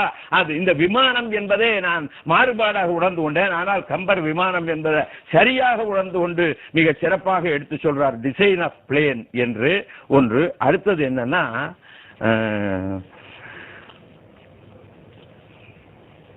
பிளேன் எப்படி கிளம்பி போகும்? கொஞ்சம் தூரம் போய் அதுக்கப்புறம் மேல போகும். ராவணன் சீதையை கவர்ந்து போன விமானத்துல கவர்ந்து போனான்ங்கிறத ராமனும் லட்சுமணனும் பார்த்து கொண்டே வந்தார்களாம். அவங்க பார்த்த காட்சி, மண்ணின் மேல் அவன் தேர் சென்ற சுவடெல்லாம் மாய்ந்து, அது வரலையும் தேர் சென்ற சுவடு இருந்தது, திடீர்னு காணோம், மாய்ந்து விண்ணில் ஓங்கியது ஒரு நிலை. ஐயோ இங்க இப்படி விமானம் போயிருக்கு என்று சொல்லி அந்த பிளேன் டேக்கிங் ஆஃப் இருக்கு பாருங்க, அந்த செய்தியை மிக சிறப்பாக சொல்றான். அப்ப இந்த டேக்கிங் ஆஃப் என்று சொல்லுகின்ற விமானம் பறத்தலாகிய உருண்டு பறத்தலாகிய நிலைமை தான் சொல்லியிருக்கானா? இல்ல, ஹெலிகாப்டர் இருந்த இடத்துல இருந்து எந்திரிக்கும் இல்லையா, அதையும் கம்மன் அழகாக சொல்லியிருக்கான். நம்ம திரும்பி அயோத்திக்கு போகணும், சண்டையெல்லாம் முடிஞ்சோடனே அதுக்கு ஏதாவது வழி உண்டான விபீஷணன் சொல்றான். இங்க ஏகப்பட்ட புஷ்பக விமானங்கள் இருக்குன்னா, புஷ்பக விமானங்கள்னா உருண்டை, அது மேல ரெக்க, அதாவது ஹெலிகாப்டர் மாதிரி அந்த உருண்டை விமானத்துல ஏறி கொண்டார்கள். அது அப்படியே எழுந்து போச்சான். அது உருண்டு ஓடி போகாமல் அப்படியே எழுந்து மேலே போயிற்று என்பதை மிக சிறப்பாக சொல்கிறான். குடதிசை மறைத்து பின்னர் குணதிசை உதயம் செய்வான், வடதிசை அயனம் முன்னி வருவதே போல, உத்தராயணத்துல சூரியன் திடீரென்று கிளம்பி வருவது போல மானம் தடை ஒரு சிறிதின்றாகி, விமானம் ஒரு தடையும் இல்லாமல் தாவிவான் படரும் வேலை படை அமை விடியோடு ஐயன் விளையாட்டு ஐயன் என பகர்தல் உற்றான். அந்த சீதைக்கு இந்த செய்திகள் எல்லாம் சொல்ல போனா அந்த விமானம் இப்படி நேராகவே எழுந்தது. ஹெலிகாப்டர் என்கின்ற அந்த பிற்காலத்தில் வருகின்ற அறிவியல் கருவியினுடைய கருத்தை ரொம்ப சிறப்பாக சொன்னார். அதுக்கப்புறம் வானத்துல பறந்து போகும்போது என்ன ஆகும்? இப்போ நம்ம மஸ்கட்டு மற்ற இடங்களுக்கு மலேசியா எல்லாம் போன போது எனக்கு நடந்தது இல்லை. வெளியில விமானங்களுக்கு போகிற போதெல்லாம் திடீர்னு என்ன பண்ணுவாங்க, please fasten your seat belts என்று ஆங்கிலத்தில் சொல்வார்கள். உன்னுடைய இடை அந்த கச்சையை இறுக்கி கட்டி கொள்ளுங்கள், ஏன் இப்பொழுது சிறிது நேரத்தில் விமானம் தடுமாறும். ஏனென்றால் இந்த வானவெளியில போய் கொண்டிருக்கும் போது ஒரு 2 மைல் பரப்பளவுக்கு எதிர்பாராம ஒரு காற்று பை இருக்கும், ஒரு காற்று பை, ஏர் பாக்கெட் என்று சொல்வார்கள். அந்த காற்று பைக்குள்ள இந்த விமானம் உள்ள போச்சுன்னா கொஞ்சம் தடுமாறி ஆடிட்டு அப்படி போகும். அந்த காற்று பைக்குள் விமானம் தடுமாறி ஆடிட்டு போவது மாத்திரம் இல்ல, வேகமாக ஒரு விமானம் போகும்போது தன் பின்னாலேயே காற்றையும் இழுத்து கொண்டு போறதுனால பின்னால வரக்கூடிய சில பொருள்கள் ஒன்றோடு ஒன்று தடுமாறிடுமா. அதாவது என்னன்னா, தேவர்கள்லாம் இந்த ஹெலிகாப்டர்ங்கிற புஷ்ப விமானத்துல ஏறி போவாங்களாம். இந்த அனுமார் இருக்காரே, இவர் இலங்கையை நோக்கி தாவி போகின்ற வேகமாக பெரிய விமானமாக இவர் போகும்போது இந்த சைட்ல இருக்கக்கூடிய இந்த தேவருடைய புஷ்ப விமானங்கள்லாம் இந்த விமானத்தின் காற்றால இழுப்புண்டு ஒன்றோடு ஒன்று மோதி தலையை தடுமாறி நிலை குலைந்து கீழே விழுந்தன என்று கம்பன் பாடுறான். இது எங்கேயாவது உண்டா சார்? கற்பனை தான் பண்ணலாம் கம்பன். ஆனால் அது இன்று நிகழ்வது உண்மைதானே. ஸ்டார் வார்ஸ்ங்கிற படத்தை நீங்க பாத்தீங்கன்னா தெரியும். எத்தனையோ ஆங்கில படங்கள்ல ஒரு வேகமான விமானம் பல விமானங்களை எல்லாம் தன்னுடைய வேகத்தினால இழுத்து அப்படியே கீழே சுருட்டி உழவு விடுவதாகிய இந்த செயலை ரொம்ப ஆச்சரியமா சொல்றான். ஏர் பாக்கெட் என்கின்ற ஒரு அழகான செய்தியில எடுத்து சொல்றான். காற்றின் குறுக்கீட்டால் விமானம் தன் தலை தடுமாறுவதை குன்றோடு குனிக்கும் கொற்ற குவபுத்தோல் குறக்கு சீயம் சென்றொரு வேக தின்கால் எளிதர தேவர் வைகும் மின் தொடர் வானத்து ஆன விமானங்கள் விசையில் தம்மில் ஒன்றோடு ஒன்று உடைய தாக்கி மாக்கடல் உற்றமாதோ. கம்பன் என்ன அருமையாக வானத்திலே நிகழ்கின்ற வான காட்சியை விமானம் செல்லும் போது என்ன நிகழ்கிறது என்கின்ற அருமையான காட்சியை எடுத்து சொல்றான். அடுத்தது கட்டுமான பொறியியல். நீங்க நினைச்சே பார்க்க முடியாது, நினைச்சே பார்க்க முடியாது. இன்னைக்கு நம்ம என்ன பண்றோம், இந்த கட்டடம்லாம் கட்டி இருக்கிறார்கள், இதெல்லாம் செய்கிறார்கள். இதுக்கு என்னன்னு பேர்? ஃபால்ஸ் ரூஃபிங்னு பேர். இதுக்கு மேல இருக்கக்கூடியது மெயின் ரூஃபிங், சைட்ல இருக்கக்கூடியது செவரு, அதுல ஃபால்ஸ் எல்லாம் இருக்கு. இந்த செவரு இருக்க, இந்த செவரு 4 தூண்களை நாட்டி குறுக்க அப்படி வைத்து கட்டி மேல இதெல்லாம் பண்ணியிருப்பார்கள். இந்த 4 தூண்களுக்கு நடுவுல என்னன்னா இரும்பு கம்பிகளை போட்டிருப்பாங்க. இப்ப நம்ம மெட்ரோ ரயில் போறதுக்கு போட்டு வச்சிருப்போம் பாருங்க, இரும்பு கம்பிகள். அதுல அதுக்குள்ள சிமெண்ட் ஜல்லி எல்லாத்தையும் போட்டு அப்படியே தூணாக நிறுத்துவது. இதுக்கு போற ரீஇன்ஃபோர்ஸ்டு கான்கிரீட்னு பேர், கட்டட தொழில்நுட்பம். இந்த ரீஇன்ஃபோர்ஸ்டு கான்கிரீட் என்கின்ற இன்றைய கட்டட தொழில்நுட்பத்தை ராமனுக்கும் சீதைக்கும் பர்ணசாலை கட்டிய போது இலக்குவன் செய்தான் என்கின்ற வியப்பான உண்மையை நினைச்சு நான் வியப்படைத்தேன். என்னையா இப்படி எழுதியிருக்கார் கம்பர். அதாவது அவன் என்ன பண்ணானா, 4 பக்கமும் பெரிய மூங்கில எழுதிட்டானா, அதெல்லாம் 4 பக்கமும் கட்டினானா, அதாவது இடுப்பு உயரத்துக்கு கட்டி அதுக்கப்புறம் பிரமிட் சைஸ்ல செஞ்சான். நடுவில் தூம்பு ஒன்று போட்டு 4 பக்கமும். இந்த பிரமிடு கோட்டை என்று ஒன்று வந்தால் அதில் அழிவு என்பது வரவே வராது. அத்தகைய அளவுக்கு கூரை அழகாக வரித்து அது மேலே தூக்கி எழுப்பிட்டு இந்த 4 தூண்கள் இருக்கிறதோட நடுவில் சிறு கிளைகளாகிய குச்சிகளை நட்டு, மூங்கில் கழிகளை நட்டு, மூங்கில் பிளாச்சுக்களை ஒடித்து அவற்றை குறுக்கே நெடுக்கையும் சின்னதாக கட்டி சேற்றை குழைத்து எரிந்து அப்பி சுவர் செய்தான். என்ன சார் அர்த்தம் அதுக்கு? உள்ளுக்குள்ள குச்சிகள் கம்பிகள் மாதிரி வெளியில சேற்றை அப்பி சுவர் செய்தான்னா ரீஇன்போர்ஸ்ட் கான்கிரீட் தானே. அப்படி ராமனுடைய பர்ணசாலைக்கு சுவரை லட்சுமணன் கட்டினா அதை விட ஆச்சரியம் என்னன்னா, இதுல மேல உள்ள ரூஃபுக்கு கீழே ஒரு ஃபால்ஸ் ரூஃபிங்கும் ஃபால்ஸ் வாலும் ஒண்ணு அழகாக செய்து அதுக்கு உள்ள போற மாதிரி சீதைக்கு ஒன்று செஞ்சான். அந்த சீதைக்கு செஞ்சதுல என்ன செஞ்சான்னா 2 செவரம், ஒரு செவரு அந்த இன்னொரு செவருக்கு இடையில அந்த வெளிச்செவர் இருக்கு பாருங்க, அதுல கொடிகள்லாம் தொங்க விட்டு அது ஒரு குளிர்ச்சி உடையதாக ஆக்கி கொடிகள் தொங்க விடுறது என்ன ஆகும்னா, கொடிகள் மேலே பாய்ந்து பாய்ந்து கிரீப்பர் என்று சொல்ற பாயும் போது அது உள்ளுக்குள்ள அதனுடைய வேற செலுத்திடும். அந்த செவத்துக்குள்ள அந்த வேற மண் செவருக்குள்ள செலுத்திச்சுன்னா அந்த மண் செவரை எவனாலையும் இடிக்கவே முடியாது.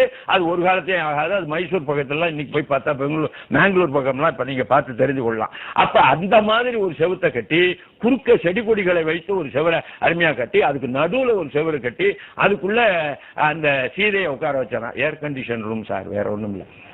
என்ன அழகாக கம்பன் அந்த லட்சுமணன் செய்தான் என்பது சொல்கிறான். நெடுங்கடை குறுந்துணி நிறுவி மேல் நிறைத்து ஒடுங்கலில் நெடுமுகடு ஒடுக்கி ஊடுற இடுங்கலில் கை விசித்து ஏற்றி எங்கனும் உடங்கல் வரிச்சு மேல் விரிச்சு மூட்டியே தேக்கிலை படலையின் செறிவு செய்து பின் பூக்கிளர் நாணலில் புல்லு வேய்ந்து கீழ் தூக்கிய வேய்களின் சுவரும், கீழே தூக்கிய வேய்கள்ல சுவரும் சுற்றுற போக்கி மண் எரிந்து அவை புனலின் தீட்டிய தண்ணீரை அப்படி வைத்து அதை மெதுவா நைஸாக அதனுடைய மழவழப்பான பகுதியை உண்டு பண்ணினானா. வேறிடம் இயற்றினன் மிதிலை நாடிக்கும், மிதிலை நாட்டை சேர்ந்தவர்களுக்கு வேறொரு இடம், அதை சுற்றி அதுக்குள்ள போற மாதிரி ஒரு இடம் காட்டினா. கூறின நெறிமுறை குறித்து இதுவரையும் சொன்ன மாதிரி எல்லாம் செய்து குங்கும சேறு கொண்டு அப்பி கலர் வாஷ் பண்ணானா. குங்கும சேறு கொண்டு அப்பி அழகுற திருத்தி தின்சுவை 6 இடு மணியோடு தரளம் அப்பியே. ஆற்றில் வருகின்ற மாணிக்கங்கள் முத்துக்களை எல்லாம் அப்பி மயிருடை பீலியின் விதானம் மேல் வகுத்து அயில் உடை சுருகையால் அருகு தூக்கு அறுத்து எயில் இளங்கழைகளால் இயற்றி, இன்னொன்னு இளங்கழைகளால் ஒரு எயில் வெளி கதவு வெளி காம்பவுண்ட் சோறுன்னு வச்சுங்களேன், அது இளங்கழைகளால் இயற்றி 6 இடு செயலடை புதுமலர் பொப்ப செந்தியே 2 பேருக்கும் பர்ணசாலை கட்டினான். நல்லா நினைச்சு பாருங்க. False ceiling, false roof, reinforced concrete, இவற்றையெல்லாம் இந்த காலத்துல சொன்னாரு. சரி இப்படி கட்டினானே அது பின்னால கம்பியினால கட்டிட்டோம், நம்ம அறிவியல் முன்னேற்றம் அப்படின்னு சொல்லலாம். அறிவியல் முன்னேறிய இந்த காலத்துல கடந்த 2004 பிதாவடியான் என்று சொல்லப்படுகின்ற மிகச்சிறந்த கட்டுனர் குல திலகத்தமாக இருக்கக்கூடிய அவருடைய சிஷ்யம் ஒருத்தன் எழுதியிருக்கான். சார் வெறும் ஒரு சிங்கிள் ஃப்ளோர் மாத்திரம் கட்டினீங்கன்னா இந்த ரீஇன்போர்ஸ்ட் கான்கிரீட்லாம் வேண்டாம். அதாவது ஒரே வீடு கூரை மாத்திரம், ஒரு கூரை மாத்திரம் உடைய வீடு கட்டினீர்களானால் அதுக்கு இதெல்லாம் வேண்டாம். என்ன செய்யலாம்? மண்ணையும் மூங்கில் வரிச்சுகளையும் கொண்டே இந்த வீட்டை நீ கட்டிவிடலாம் என்று 2004 ஒரு கட்டுமான கலைஞராகிய ஆராய்ச்சியாளர் சொன்னார்னா 1000வது ஆண்டுல கம்பன் சொன்னது அப்படியே பலித்திருக்கிறது என்பதை நினைத்து பார்த்தால் கம்பனுடைய கட்டுமான பொறியியல் நுட்பம் இருக்கிறது, அது நம்மை வியப்படைய செய்கிறது. அப்பதான் சொன்னா ராமன் லட்சுமணனை பார்த்து, ஏயா இந்த காட்டுக்கு பூவை போன்ற பாதம் உடைய ஒரு நாட்டு இளவரசி மெதுவா காலை வச்சு நடந்தா இந்த கல்லிலும் முள்ளிலும், அது ஒரு அதிசயம்னா ஏன் தம்பி என்னோட நாட்டுல ராஜ்யத்துல ரொம்ப ராஜபோகத்தோட இருந்த என் தம்பியாக இருக்கக்கூடிய நீ எப்படா இந்த கட்டடத்தை எல்லாம் கட்டின, எங்க நீ இதை கற்றுக்கொண்டாய் என்று அழகாக சொல்ற. நானும் நீயும் வசிட்டன் என்கின்ற பல்கலைக்கழகத்திலே தானே பயின்றோம். ஆனால் எனக்கு ஒன்றும் தெரியல, நீ என்னடானா மூங்கில் குச்சியை வச்சு ஓடத்தை ஓட்டி கொண்டு வருகிறாய், அதுக்கப்புறம் இங்க என்னடானா மூங்கில் வரிச்சுகளை எல்லாம் வச்சு பர்ணசாலை அமைக்கிறாய், எங்கடா இதெல்லாம் கற்றுக்கொண்டாய் என்று சொன்ன போது அப்பொழுது அந்த ராமன் சொல்லுகின்ற வார்த்தை இருக்கு பாருங்க, அதுதான் ரொம்ப ஆச்சரியம். எனக்கு தேவை என்று ஒன்று உண்டாயிற்றானால் எதையாவது செய்து எதையாவது கண்டுபிடிப்பேன். எனக்கு தேவை ஒன்று இருந்ததானால் அந்த தேவையை நிறைவேற்றிக் கொள்ள புதிய புதிய கண்டுபிடிப்புகளை நான் கண்டுபிடிப்பேன். இது மனித இன மாண்பு, இது மனித குலத்தினுடைய சிறப்பு, நம்முடைய எண்ணத்தின் உயர்வு. அதனால என்ன அப்படின்னா எதுவும் இல்லாதவன் தான் எல்லாவற்றையும் படைப்பான். சரியா நினைச்சு பாருங்க, எதுவும் கையில் இல்லாதவன் தான் எல்லாவற்றையும் படைப்பான். இது அறிவியல் உண்மை. அதை இங்கிலீஷ்ல சொல்லட்டுமா? இங்கிலீஷ்ல ரொம்ப நெசசிட்டி மேக்கஸ் இன்வென்ஷன். தேவை படைப்புகளை உருவாக்கும், கண்டுபிடிப்புகளை உருவாக்கும்.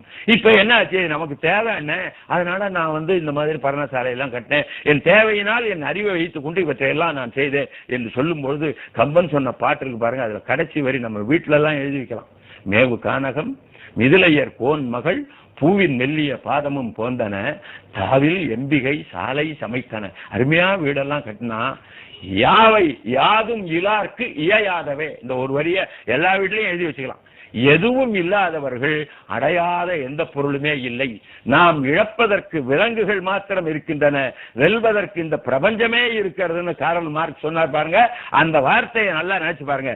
யாவை யாதும் இலார்க்கு இயையாதவே, எதுவும் இல்லாதவர்கள் செய்ய முடியாததே இல்லை என்பது அறிவியலுடைய அடிப்படை கருத்து என்கின்ற மிகச்சிறந்த அந்த செய்தியை அழகாக கம்பர் எடுத்து சொல்லுகிறார். அடுத்தது வான சாஸ்திரம், அஸ்ட்ரானமி.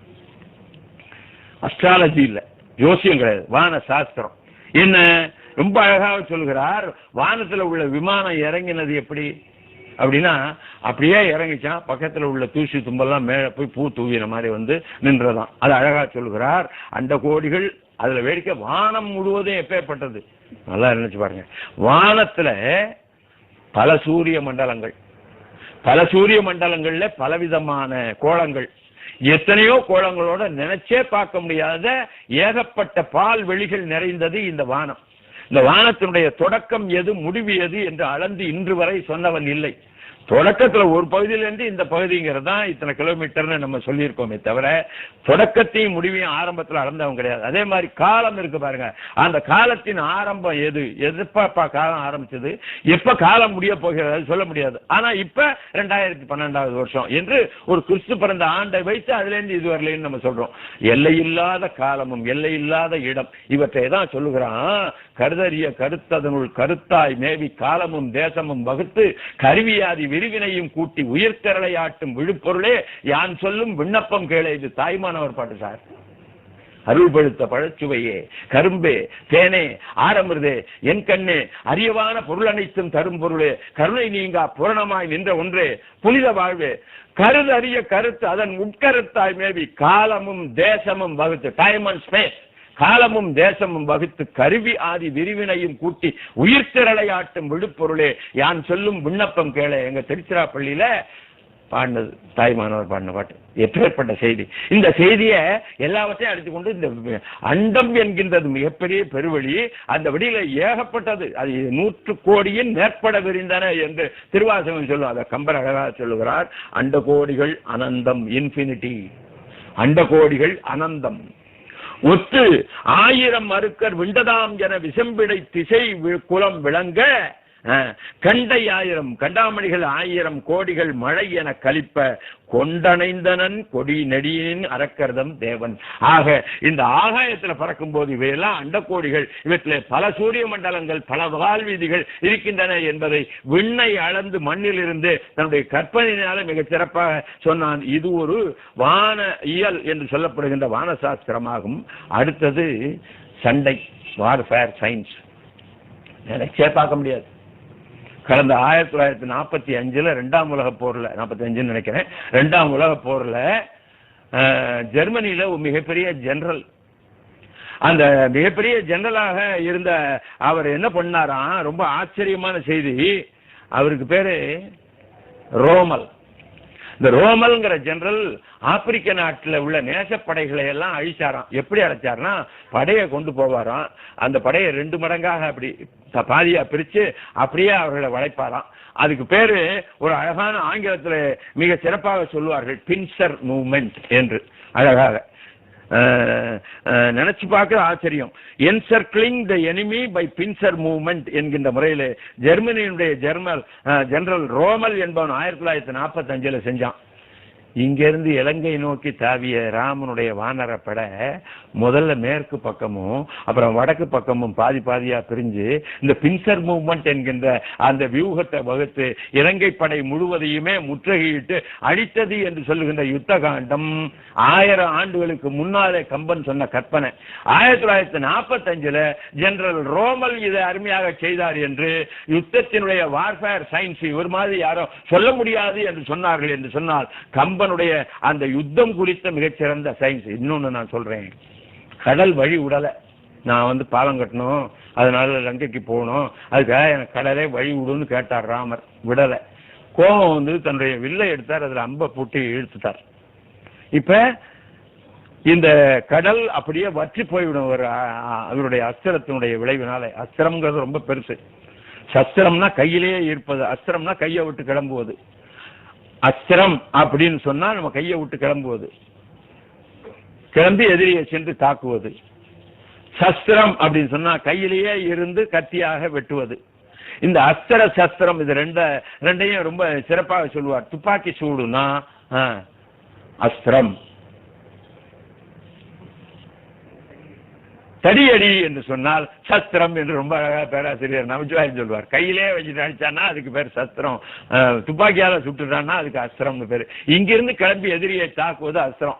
இந்த அஸ்திரத்தை பத்தி சொல்லுகிற காட்சி ஒண்ணு இது வழி விடலை. எது? இந்த கடல் வர்ணன் வழி விடலை.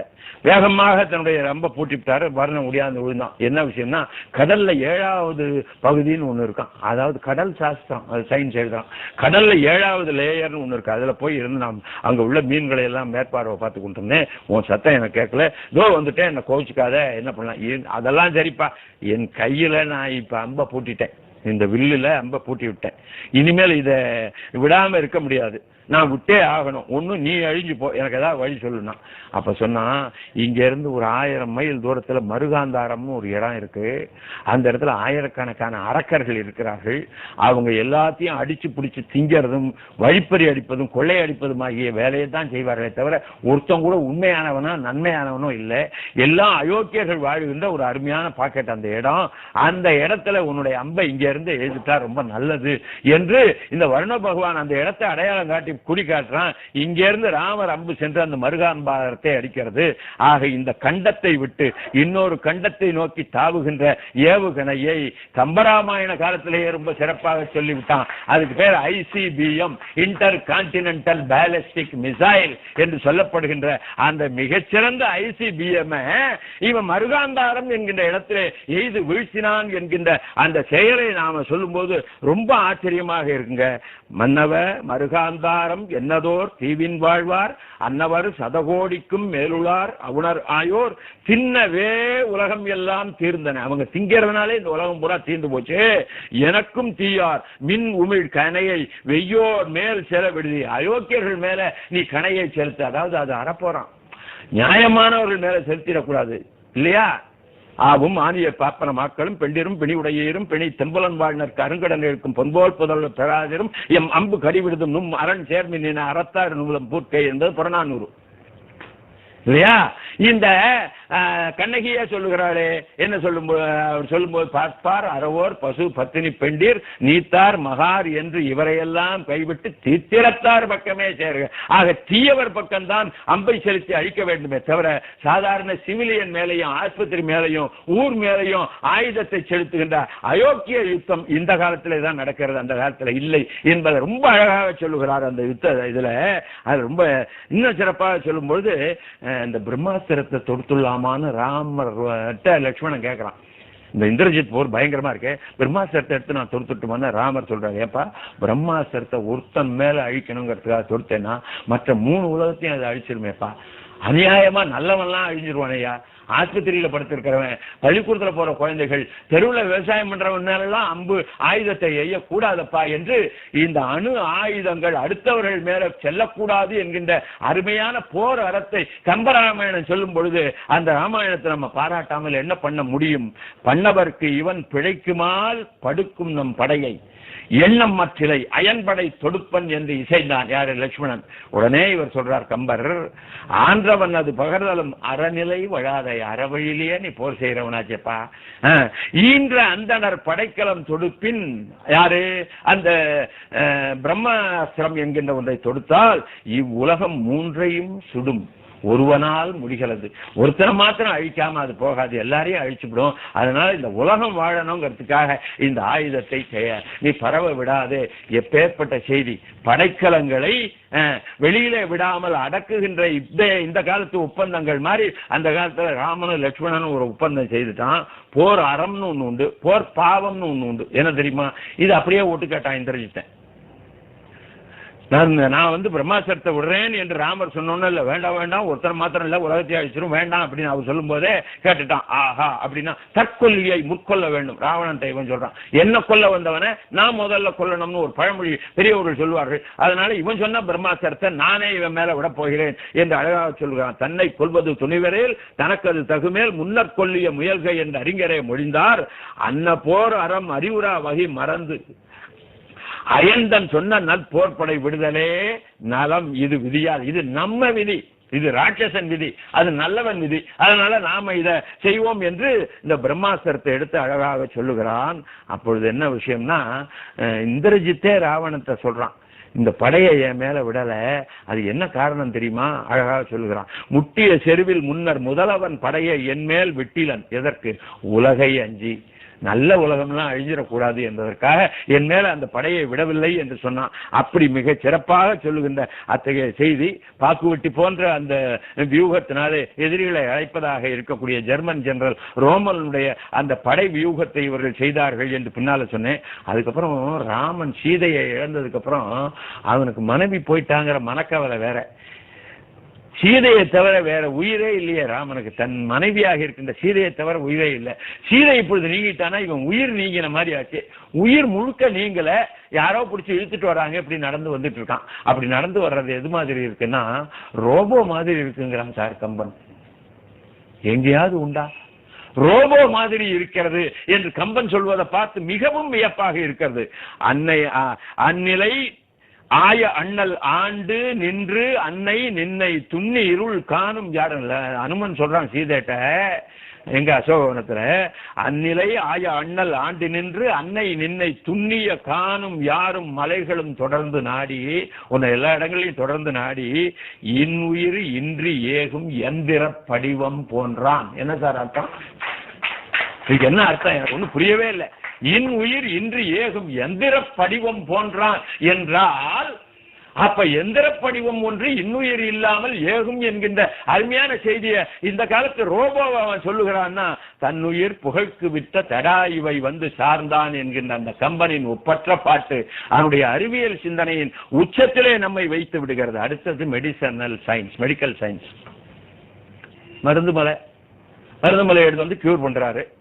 ஒரு மருந்து எப்படி இருக்க வேண்டும் என்கிற மருந்து என்கின்ற அதிகாரத்தில் திருவள்ளுவர் சொல்லிட்டார். ஆனா அந்த மருந்து என்னென்ன பண்ணணுமா? இருக்கிற நோயை தீர்க்கணுமா. இந்த நோயை தீர்த்ததுக்கு அப்புறம் உடம்புல உருவத்தை உண்டு பண்ணணுமா. அதனால அழிஞ்சு சிதைந்து போன சிதைவுகளை சரி பண்ணணுமா. சரி பண்ணதுக்கு அப்புறம் அந்த உடம்புக்கு வலிமை ஊட்டணுமா. இந்த வலிமை ஊட்டி நன்கு வாழ வைக்கணுமா. இந்த 4 விதமான செயல்களையும் இந்த மருத்துவமனை செய்கிறது என்று அழகாக சொல்லுகிறார். ரொம்ப ரொம்ப ஆச்சரியமா, மாண்டாரை உய்விக்கும் மருந்தொன்றும், செத்தவனை பழக்க வைக்கிற மருந்து, உடல் வேறு வகைகளால கீண்டாலும் பொருந்து வைக்கும் ஒரு மருந்தும், படைக்கலன்கள் கிளைப்பது ஒன்றும், மீண்டேயும் தம் உருவை அருளுவதோர் மெய் மருந்தும் உள நீ வீரங்க. அப்ப மருத்துவமனையில 4 விதமான மருந்துகள் இருக்கு.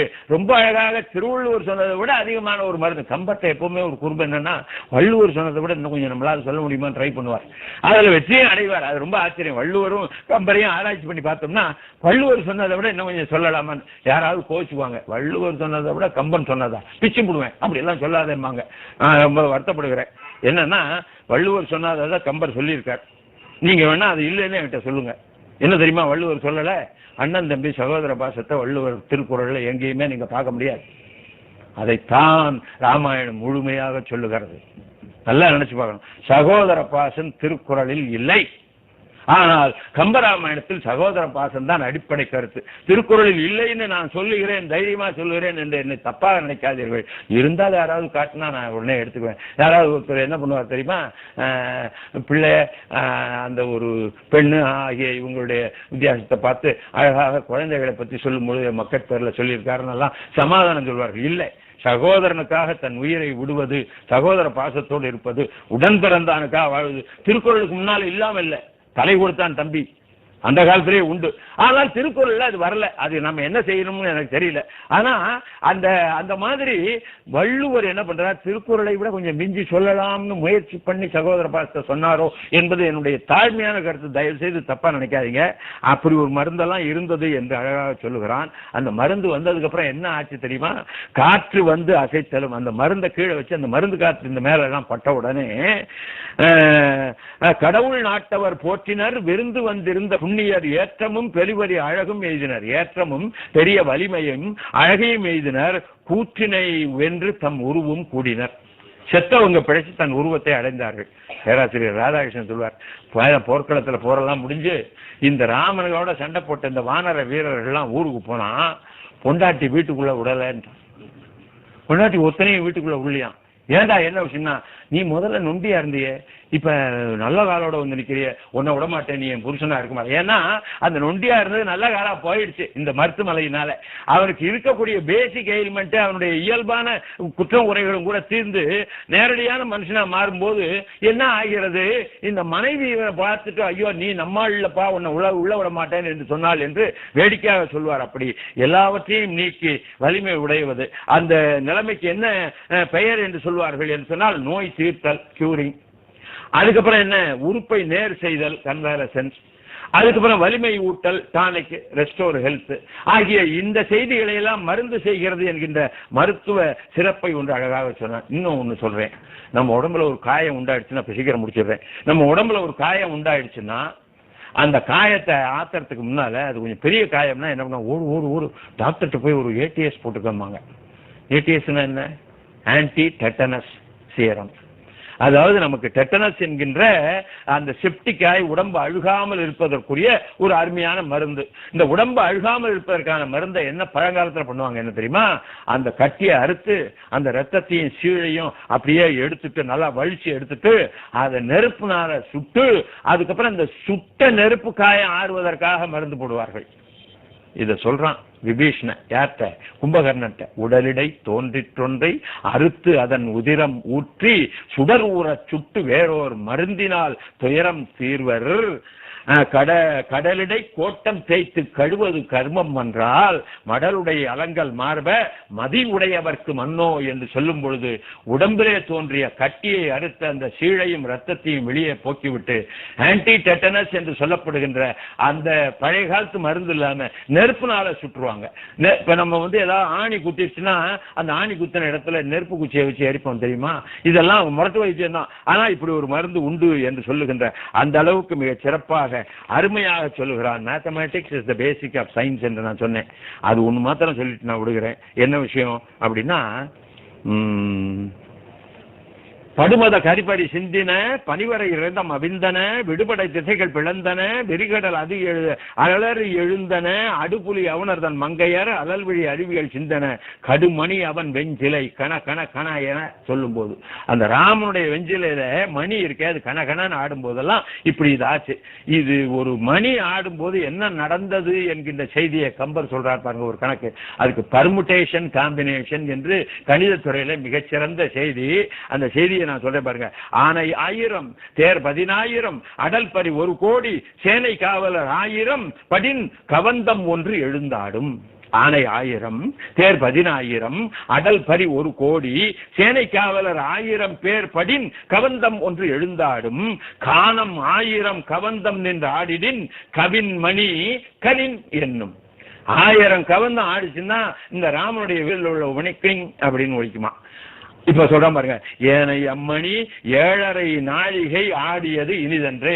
அது கணக்கணக்கணக்கணக்கணன் 7.5 நாழிகை ஒழிச்சுன்னா எவ்வளவு பேர் செத்துருப்பாங்க, எவ்வளவு அழிஞ்சிருப்பாங்க. நான் கணக்கு சொல்லட்டுமா, 10,800. அதாவது 2.5 நாழிகை 1 மணி, 7.5 நாழிகை 3 மணி, 3 மணிக்கு 60 நிமிஷம், 60 நிமிஷத்துக்கு 60 செகண்ட், மொத்தம் 10,800 வினாடிகள். 10,800 வினாடிகள் இன்ட்டு 1000 யானை, 1080 கோடி யானை. 10,800 இன்ட்டு 10,000 தேர், 10,800 கோடி தேர். 10,800 இன்ட்டு 1 கோடி பரி 1080 லட்சம் கோடி குதிரை. 10,800 into 1000 வீரர் 1080 கோடி வீரர் ஆக மொத்தம் 10,81,996 கோடி பேர் இவனுடைய செயல்னால விழுந்தார்கள் என்கின்ற கணக்கை சொல்லும் பொழுது கம்பன் அறிவியலின் அரசியாக இருக்கக்கூடிய கணக்கிலும் வல்லவனாக இருக்கிறான் என்று சொல்லி நான் கண்டது ஒரு துளி. நீங்கள் முயன்றால் இன்னும் பல கடலையே கலக்கலாம் என்று சொல்லி நல்ல வாய்ப்புக்கு நன்றி கூறி விடைபெறுகிறேன். நன்றி.